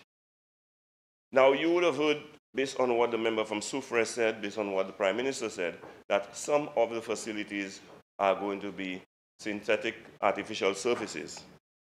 You heard the criticism from the member from Dennery North about his concerns about the use of artificial surfaces. Now let me say this. I once shared that concern because in another time, at another place, given what I did, I was exposed to those surfaces. And well, let me just say, as a person in the field of sports medicine, one of the aspects of my profession involved on-site, on-field presence while a game is taking place in case there is any form of injury. One of the things that was noticed, and in North America, if you look at the statistics back then, you would recognize that there was a high incidence of joint injuries, especially knees and ankles, because of the use of artificial surfaces. That is because when you use natural grass, there's more give. By that I mean, if you suddenly come to a halt, or you suddenly make a twist, the grass would shift, the soil would shift with the grass, and so that sudden immediate stop would not transfer that torque to the joint, causing injury. With the artificial surface, you just have a sudden shift or a sudden resistance to the twist that you try to do. And so that's previously. And so the torque that would result in the amount of pressure being applied to the joint would cause those joint injuries. And so joint injuries were prevalent as a result of the use of artificial turf. The next thing is, it was mentioned by the member for Dennery North too, is the fact that when it is summertime in North America, it gets quite hot, similar to what we experience here in the Caribbean. And the surface becomes very heated. And if there is a situation where an athlete falls, or his exposed body slides across the surface, there will be abrasions that will be severe to the point where you get second-degree burns from the surface. Mr. Speaker, these are legitimate concerns. However, those concerns have been taken into account by the companies who manufacture and utilize those surfaces. And I have to say that very, very advanced development and true technology has taken place as far as that is concerned, and those situations have been addressed to a very large extent. So much so that there are different materials that are used along with the synthetic grass to cause cooling, to maintain lower temperatures. The next thing is that the grass mimics to a great extent natural grass. And so you have a situation where it is almost similar to what happens with natural grass when you suddenly stop or you make sudden turns and so on. And these are actually tested, and they can give you the results of those tests in terms of the extent to which, or the amount of torque that you will receive from sudden stops, sudden turns, and so on, and what are the safety limits and so on. So that has been addressed, and to my satisfaction and my relief, and I'm satisfied that we can use the artificial turf without those concerns. The concern, however, is maintenance. Because while we are expending so much, I am concerned that very often, as a small, poor nation, our actions does not reflect the fact that we are poor. And so, given our limited resources, I believe that we have to, at all times, be strategic in trying to do the most that we can with the little that we have. When you look at a grass surface, those who know what it entails to keep a grass surface up to a high standard will tell you that is a very expensive undertaking. Take, for example, our premier facilities such as the Darren Sammy Stadium. To maintain the green grass that you see there, go to the stadium, and despite what previous sports ministers say when they just assume office about it is negligence on the part of this minister or that minister, they end up in the same situation themselves. Go and find out what is Wasco's bill to Darren Sammy Stadium. It entails a lot of maintenance that with the utilization of a lot of water, which can become expensive, and if you're using water at a commercial rate, that becomes exorbitant. The other thing is, Mr. Speaker, you have to fertilize, you have to do all kinds of testing, you have to curate it on a regular basis and so on. And so it is not an easy task. And if I'm sure even Mr. Crafton, who is highly rated as the member for Dennery North said, will tell you it is a challenge to maintain it at the level that it is. Can we reasonably expect that at the community level, we'll have the competence, the professional resources, the financial resources, and the wherewithal to maintain those facilities at that level? My sincere answer to you, Mr. Speaker, is no. And so, given the fact that our resources are limited, both in terms of professionalism and financial, we have to look at the best possible scenario where we can have facilities of a high standard with minimum maintenance. And that is where the artificial turf comes in with the football field. Okay? The facilities that we are currently looking at, Mr. Speaker, I happen to have been fortunate to have been invited by the Minister for Youth Development and Sports to accompany him on some familiarization tours where we visited not just the facilities, but we visited the companies who manufacture the facilities, where they explain the technology and everything behind it.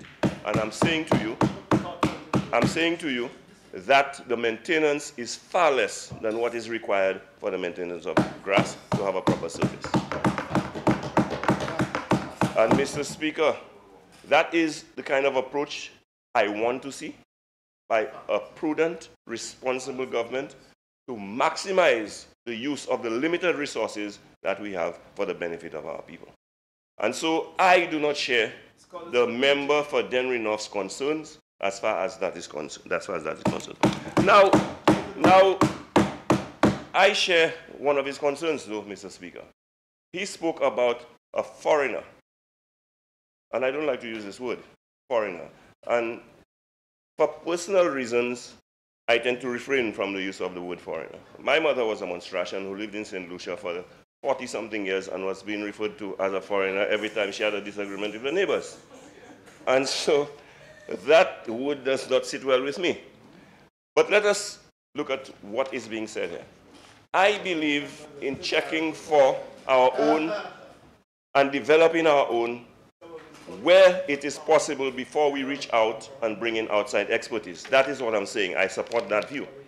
However, to say that, first of all, that Mr. Lockerbie, and that is the foreign concern that is being referred to say that Mr. Lockerbie is being given $24 million to take care of those facilities, that is not true.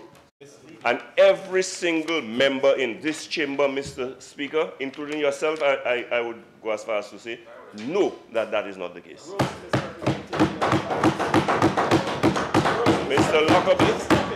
Mr. Lockerbie is a consultant who has carried out a study for us, delivered a study, and his role would be to oversee and coordinate the implementation of the project and solicit the involvement of the foreign companies. And the foreign companies that will come here to work, let me just say, are foreign companies that will be working on the artificial surfaces. Where surfaces are natural, locals will do it. And even where artificial surfaces will be established, there are preparatory work that is to be done. Once it can be done by locals, it will be done by locals. And so I'm saying to you, Mr. Speaker, from my knowledge, we have allocated $24 million for the project. I can tell you at least $20 million will be spent in facilities, in establishing the facilities, and a lot of that will go down to the benefit of locals.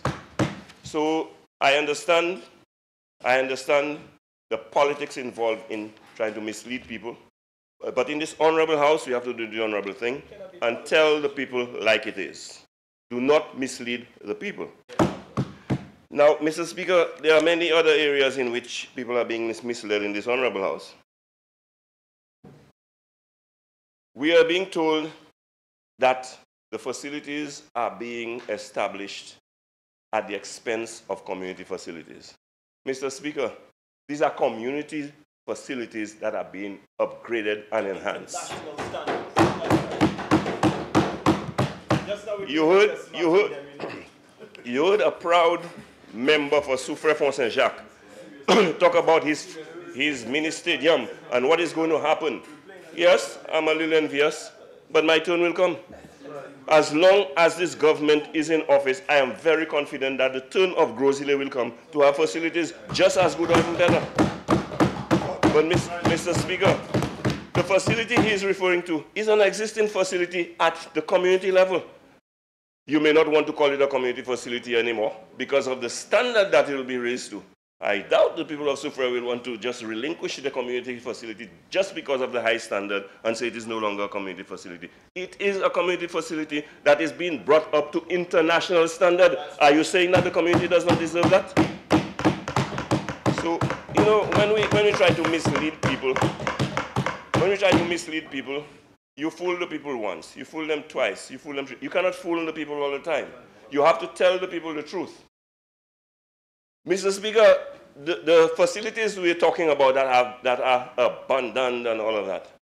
Mr. Speaker, let me just say this to you. As a sports personality, as a former sports personality, I believe that sporting facilities have to be provided for everyone.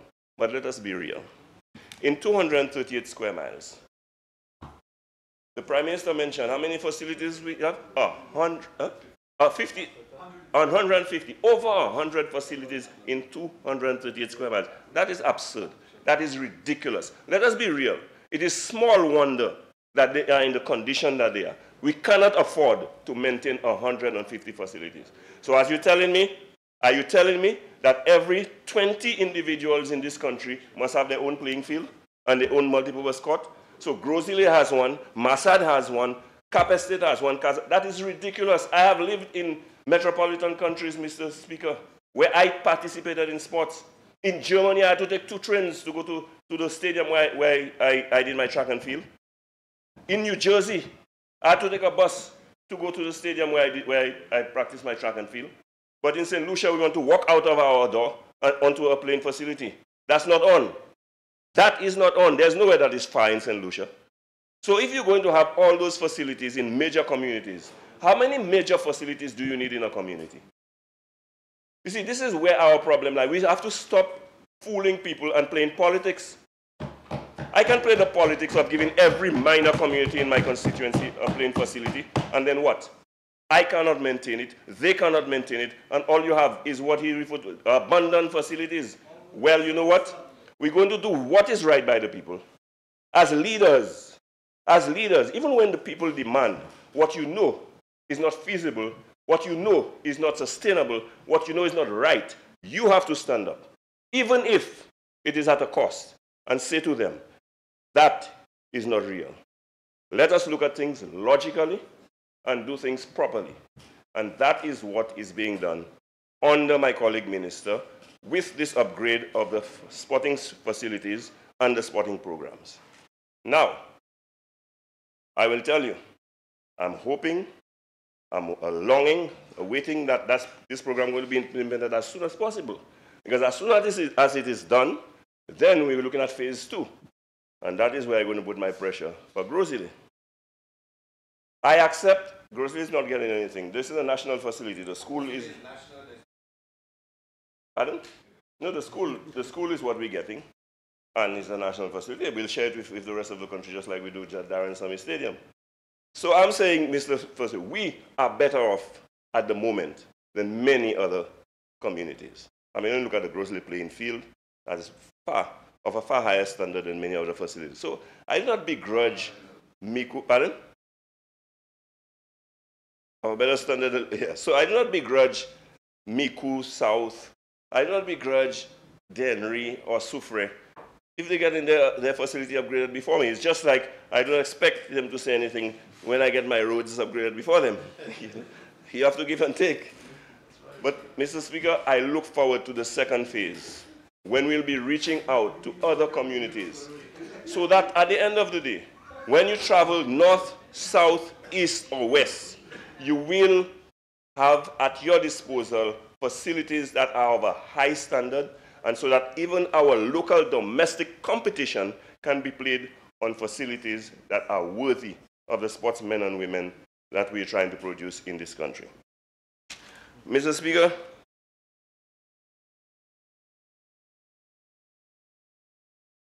okay. Mr. Speaker, it was also said that there's no maintenance. Oh, the concern was that there'll be no maintenance of community facilities at the community level. And if had that been true, that would be a legitimate concern. Let me just say this. We are not just embarking, as was intimated, on a program to improve facilities. There will be programs to go with the structures. It is not just projects, it is projects and programs. We understand that very well. We understand that very well. And so, Mr. Speaker, at the community level, we will have those major national facilities like the swimming pool and the synthetic tracks and so on that may be maintained by Sports St. Lucia or what have you. But at the local level, we have the local government who will be given an allocation to ensure that they maintain the playing facilities. And I think for too long, we have not paid due recognition to the role of local government and empowering them sufficiently to take care of their affairs at the community level. Everything should not be centralized. And I know what it is like for us as parliamentary representatives, that everybody comes to us and, you know, we are God Almighty and everything to everybody. Yes, that's good politics, but it is not good community development. It is not good development of leadership at the community level, and as a result, the national pool of leaders will suffer. So if we can begin to make people take responsibility, two things happen. One, it is more efficient, they take more pride in what is theirs, and they ensure that they defend it, they protect it, and they maintain it. So empowering local government will ensure that those facilities are taking place. And I'm pleased to say that the Ministry of Finance has just made an allocation of $100,000 to the various constituency councils for the purpose of maintaining local playing facilities.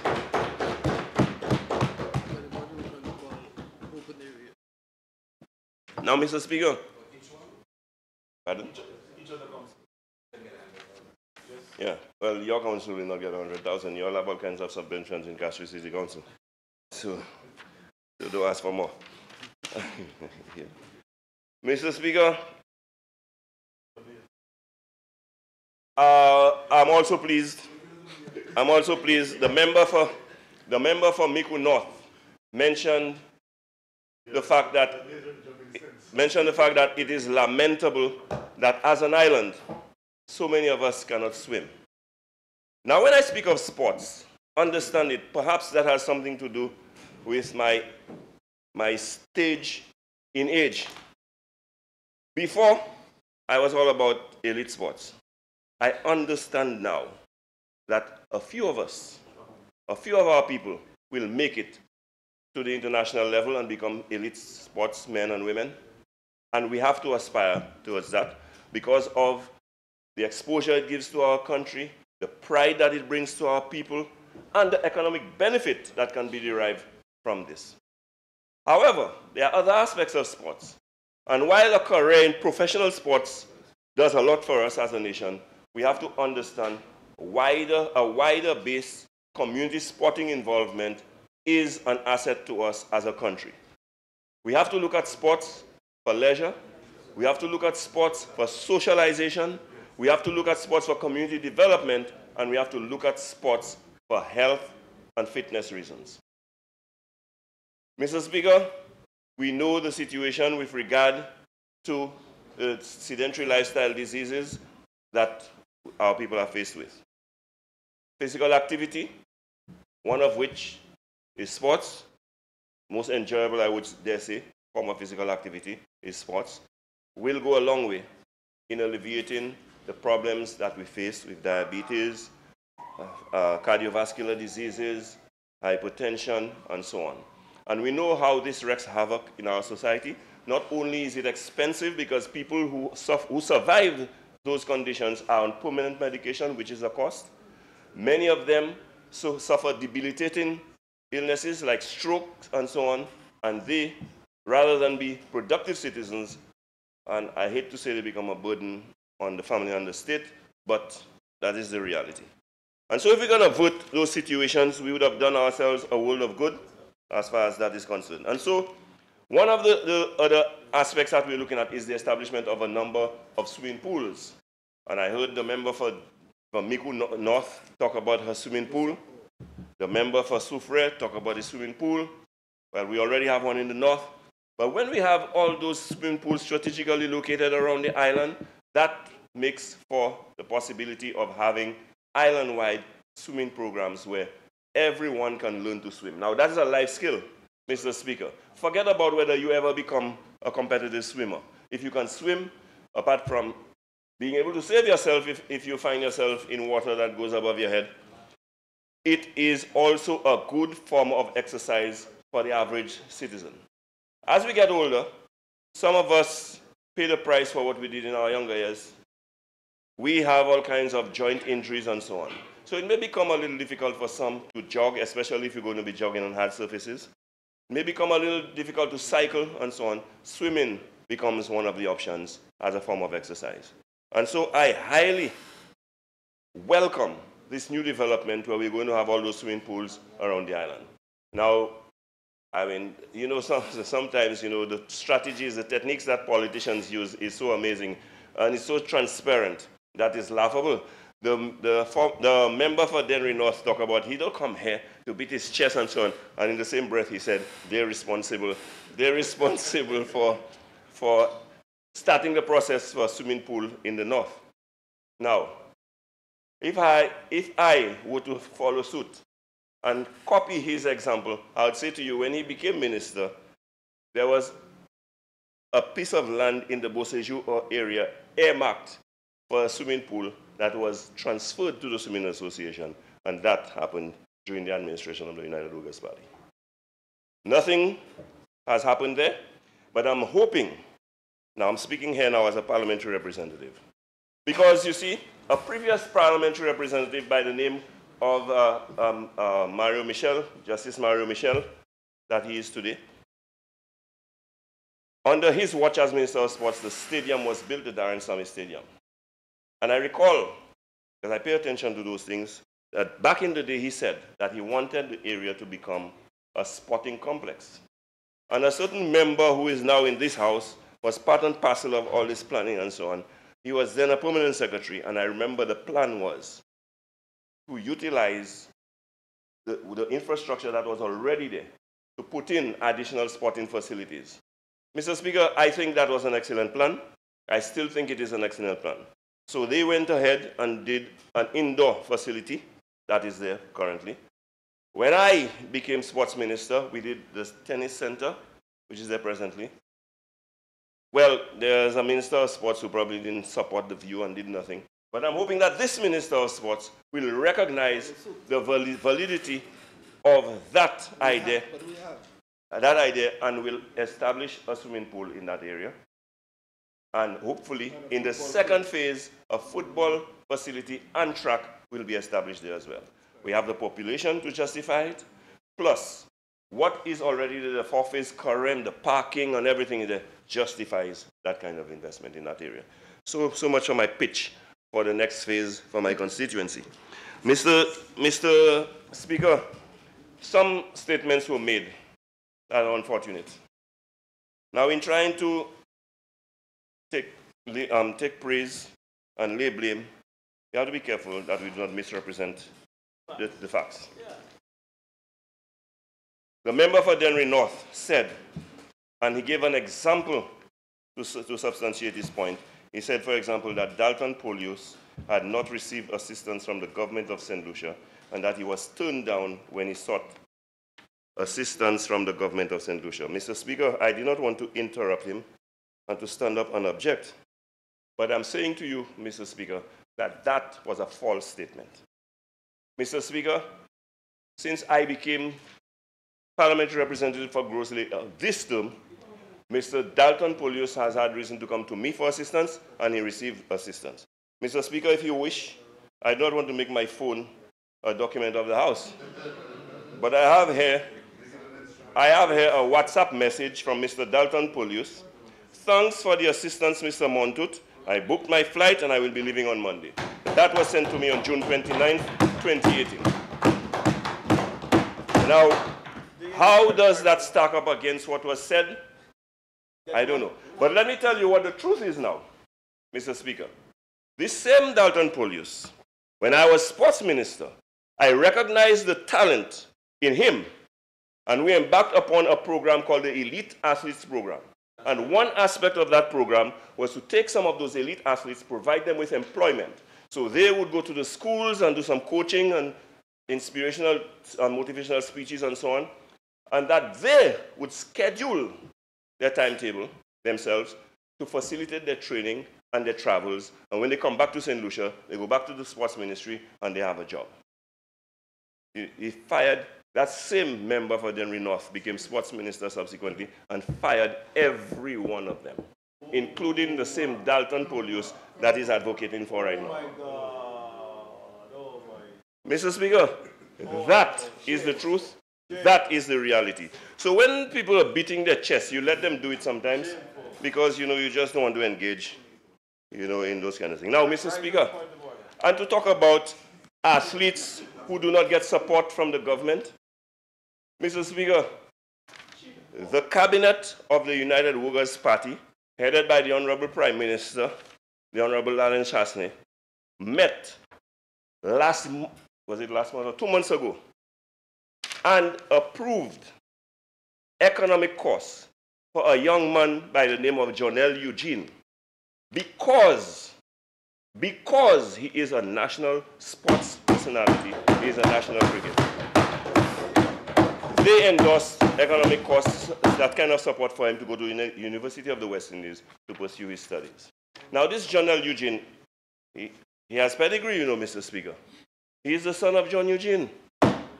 John Eugene, one of our outstanding cricketers in this country, one of the most talented cricketers that I have ever seen.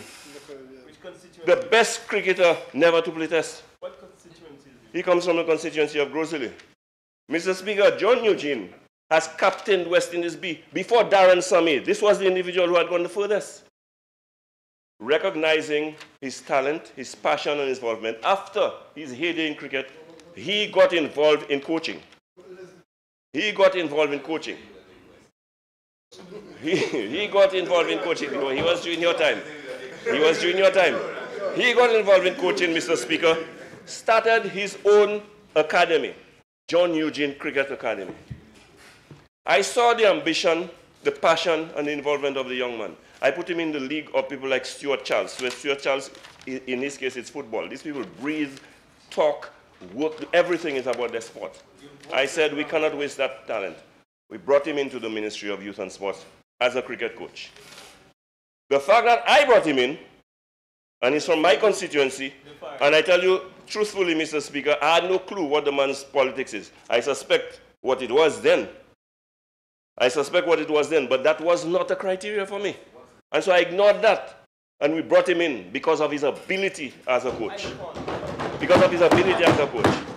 But because that was done, the interpretation was that he is one of mine. As soon as the member for Dennery South, the member for Dennery South brought him back, sorry. As soon as the member for Dennery North became sports minister, he was fired as a coach. Thankfully, there's a member from Dennery South who is now sports minister. He is back in the ministry. That is what your record is. Don't come here beating your chest and playing as if, well, holier than thou. Yes. So, now, he also spoke about Crafton and Martinez, two outstanding curators. I want you to hear that member for ancillary. Through you, Mr. Speaker. Two outstanding curators, because you're familiar with those gentlemen. I know they're your friends. You know their politics too. That is not for me to look about. I made a pledge on my platform that I will be the UWP candidate but a Grosse Ile representative, and I would represent every individual in my constituency. Mr. Speaker, when the UWP administration was in office, with all the proclamations about locals and pushing locals and everything like that, I, as sports minister, was threatened when I decided for the 2007 World Cup, Cricket World Cup. No, sorry. 2007 Cricket World Cup, the preparations were done before my time. When I came, everything was in place. 2010 Cricket World Cup. That's not how we operate. And that is not because, I didn't know his politics, Mr. Speaker. That is not because I didn't know his politics. I did not fire the member for Castries South. I did not fire the member for Castries South. We do things based on merit, based on ability, and I've said so before. He was doing a good job, so I kept him. Mr. Speaker, I was told, however, by the member for Castries South, who was then CEO, no, not CEO of World Cup Cricket, that I had to engage a firm called Terraformer out of Trinidad. I don't tell tales out of schools, you know. When I call names too when I say what I'm saying, because I can substantiate what I'm saying. I was told that I had to engage a firm called Terraformer out of Trinidad to do the ground preparation for 2010 World Cup. I said, hell no. We have a young man in St. Lucia who has been acclaimed in the region, has been outstanding, has been very competent, very capable. I said, these are the opportunities we must give them to better themselves so that today, a member from Delray North can say he's one of the best in the world. Mr. Speaker. Mr. Speaker, on a point of order, Mr. Speaker. We gave the contract Mr. Speaker, on a point of order. Mr. Speaker. The member, no, on a point of order, the member is misleading the House, and the member can say a lot, and we can laugh and joke about it. Mr. Speaker, I became tournament director for the ICC World T20, Mr. Speaker. Thereafter, I left to become CEO of the West Indies Cricket Board. There was a tournament director, a gentleman from Jamaica, that finalized the arrangements for the hosting of the World T20. And for the honorable member to say, I had asked him to give a firm Terraformer to do the curating, and he chose somebody. The records will tell you that Crafton was chosen by me and introduced to regional international curating by me. I had no part in choosing who it is that did preparations for the ICC World T20. By then, I had become the Chief Executive Officer of the West Indies Cricket Board. If the member, and it's something I will speak of when I make my presentation, says for Cricket World Cup, I was very instrumental in choosing Terraformer, and I will explain to the Honorable House why they were chosen and the process that was followed. But certainly, for the World T20 in 2010, that cannot be true. And I just want, Honorable Member, your narrative may sound very beautiful and convincing, but I think you have the dates mixed up. Honorable Member, very well, very well.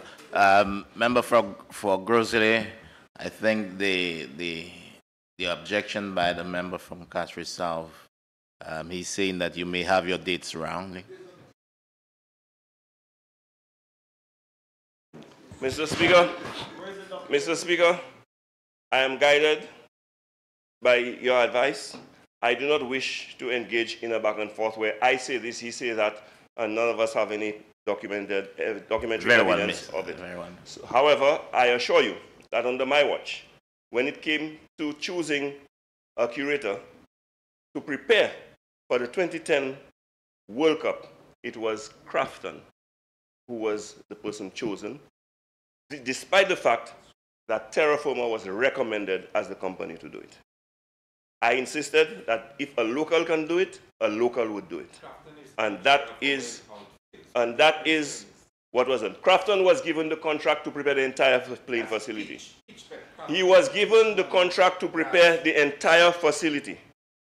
And that is documented, and you can check it for yourself. And so, Mr. Speaker, when we talk about, locals and so on, Mr. Martinez Averill, who was mentioned here today, and I don't normally bring up names unless the name is already on the table. That's a grass. Mr. Martinez Averill, another individual from my constituency, and that had nothing to do with the fact that he was from my constituency, it had everything to do with his competence. Ask him, who introduced him into the arena of field preparation in this country?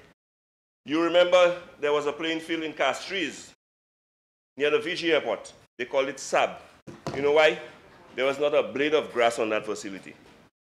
Under my watch as minister, we upgraded that facility to become one of the finest surfaces in Castries.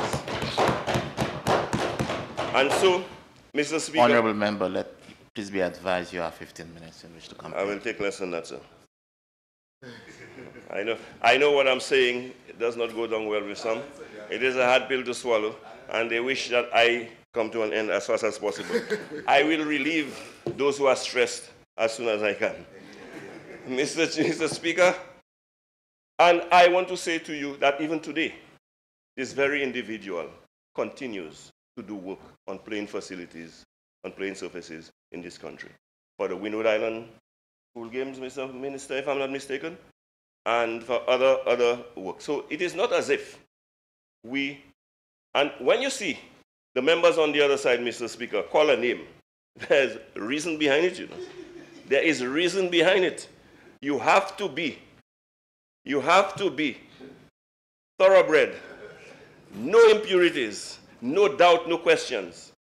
You have to be read to the core for them to recognize you or accept you. However, those same individuals find favor with us. You know why? A St. Lucian is a St. Lucian. We are here to represent St. Lucians based on merit and ability. Not based on politics. Not based on politics. Not based on politics. And so, Mr. Speaker, I stand here today proud to be associated. And you know, the minister has to remind me that I'm no longer Minister of Sports. But when you look at this cabinet, the member from Denry North talked of his exploits in his time as someone who wore national colors. But when you look at this cabinet, you have a prime minister who is a former sports personality. So when you approach him on the question of sports, you know, he has no choice. You have a member for Castries North who was a former sports minister, you know, avid table tennis player. You have a member for Babono, former national footballer, you know. Mr. Speaker, you have a minister of sports. You have a minister of sports who's a former national athlete. I mean, when you look at the people in this cabinet, they have to be sensitive, and those who did not make it to the national level had their involvement in sports. I know the member for Castries Southeast is an avid Ulelaba player.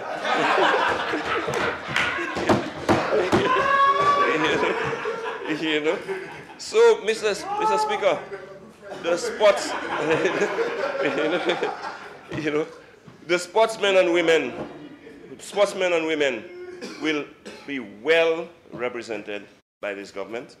And we ask that the members on the other side recognize our effort, support our effort, and do what is right by the youth of this country. And, oh yes. And Mr. Speaker, what is happening today is historic. I can see the transformation. I can see already the fillip that sports as a whole in this country will receive. Mr. Speaker, there are a number of programs, I'm not sports minister, but there are a number of programs under my ministry that will heavily rely on the establishment of those facilities and the program that are in this Ministry of Youth Development and Sport. When I talk about my after-school program, one significant aspect of the after-school program is sports. Mr. Speaker, when I talk about clubs and community development, which is a responsibility of my ministry, a significant aspect of it will come from the sporting programs of the Department of Youth Development and Sports. And so I am excited from many perspectives. As minister, as parliamentary representative, as an individual, as a St. Lucian, you know, and as a father who probably did not play my role sufficiently well because of my involvement in politics with my children. I look forward to my grandchildren having a career in sports because of the rich heritage that would have been provided for them by those who have gone before them, and that they'll be encouraged to participate in sports because of what is being done right now. Mr. Speaker, I look forward to not just those facilities being established, but the ancillary structures like changing rooms, because the Prime Minister and the Minister of Sports have said that they want the facilities and the sports that are concentrated upon to be gender neutral, meaning that they want the ladies to participate in sports. Mr. Speaker, if you have a sporting facilities as fine as it is, you cannot ask a lady to show up at a sporting facility and have to change in the open. You cannot ask a lady, neither a gentleman, who wants to ease themselves to do it in the open. The people who come as spectators, who support the sporting events, we can't ask them to do that. So we're going to ensure that we establish the requisite facilities to create the ideal environment, the enabling environment that will ensure that sports grow from strength to strength, and that the impact that sports can have, sports will have, not just on economics, not just on careers, not just on health, not just on leisure, social, but even on crime. Mr. Speaker, I commend this program that is being undertaken. I fully support this program, and I want to ask that this House give this program the thumbs up with all our hearts, because we are doing justice, we are doing good by this generation and future generations to come. I thank you.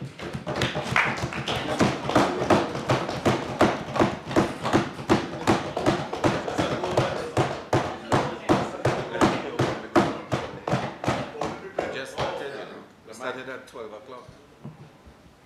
We're breaking after 2. Because the lunch is there already.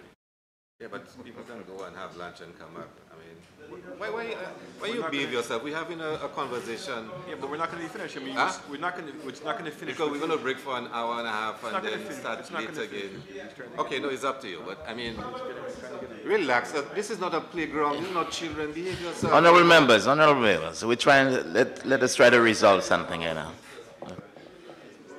Mr. Prime Minister. Mr. Speaker, I beg that we suspend the House for lunch for 1 hour. Honorable member for ancillary.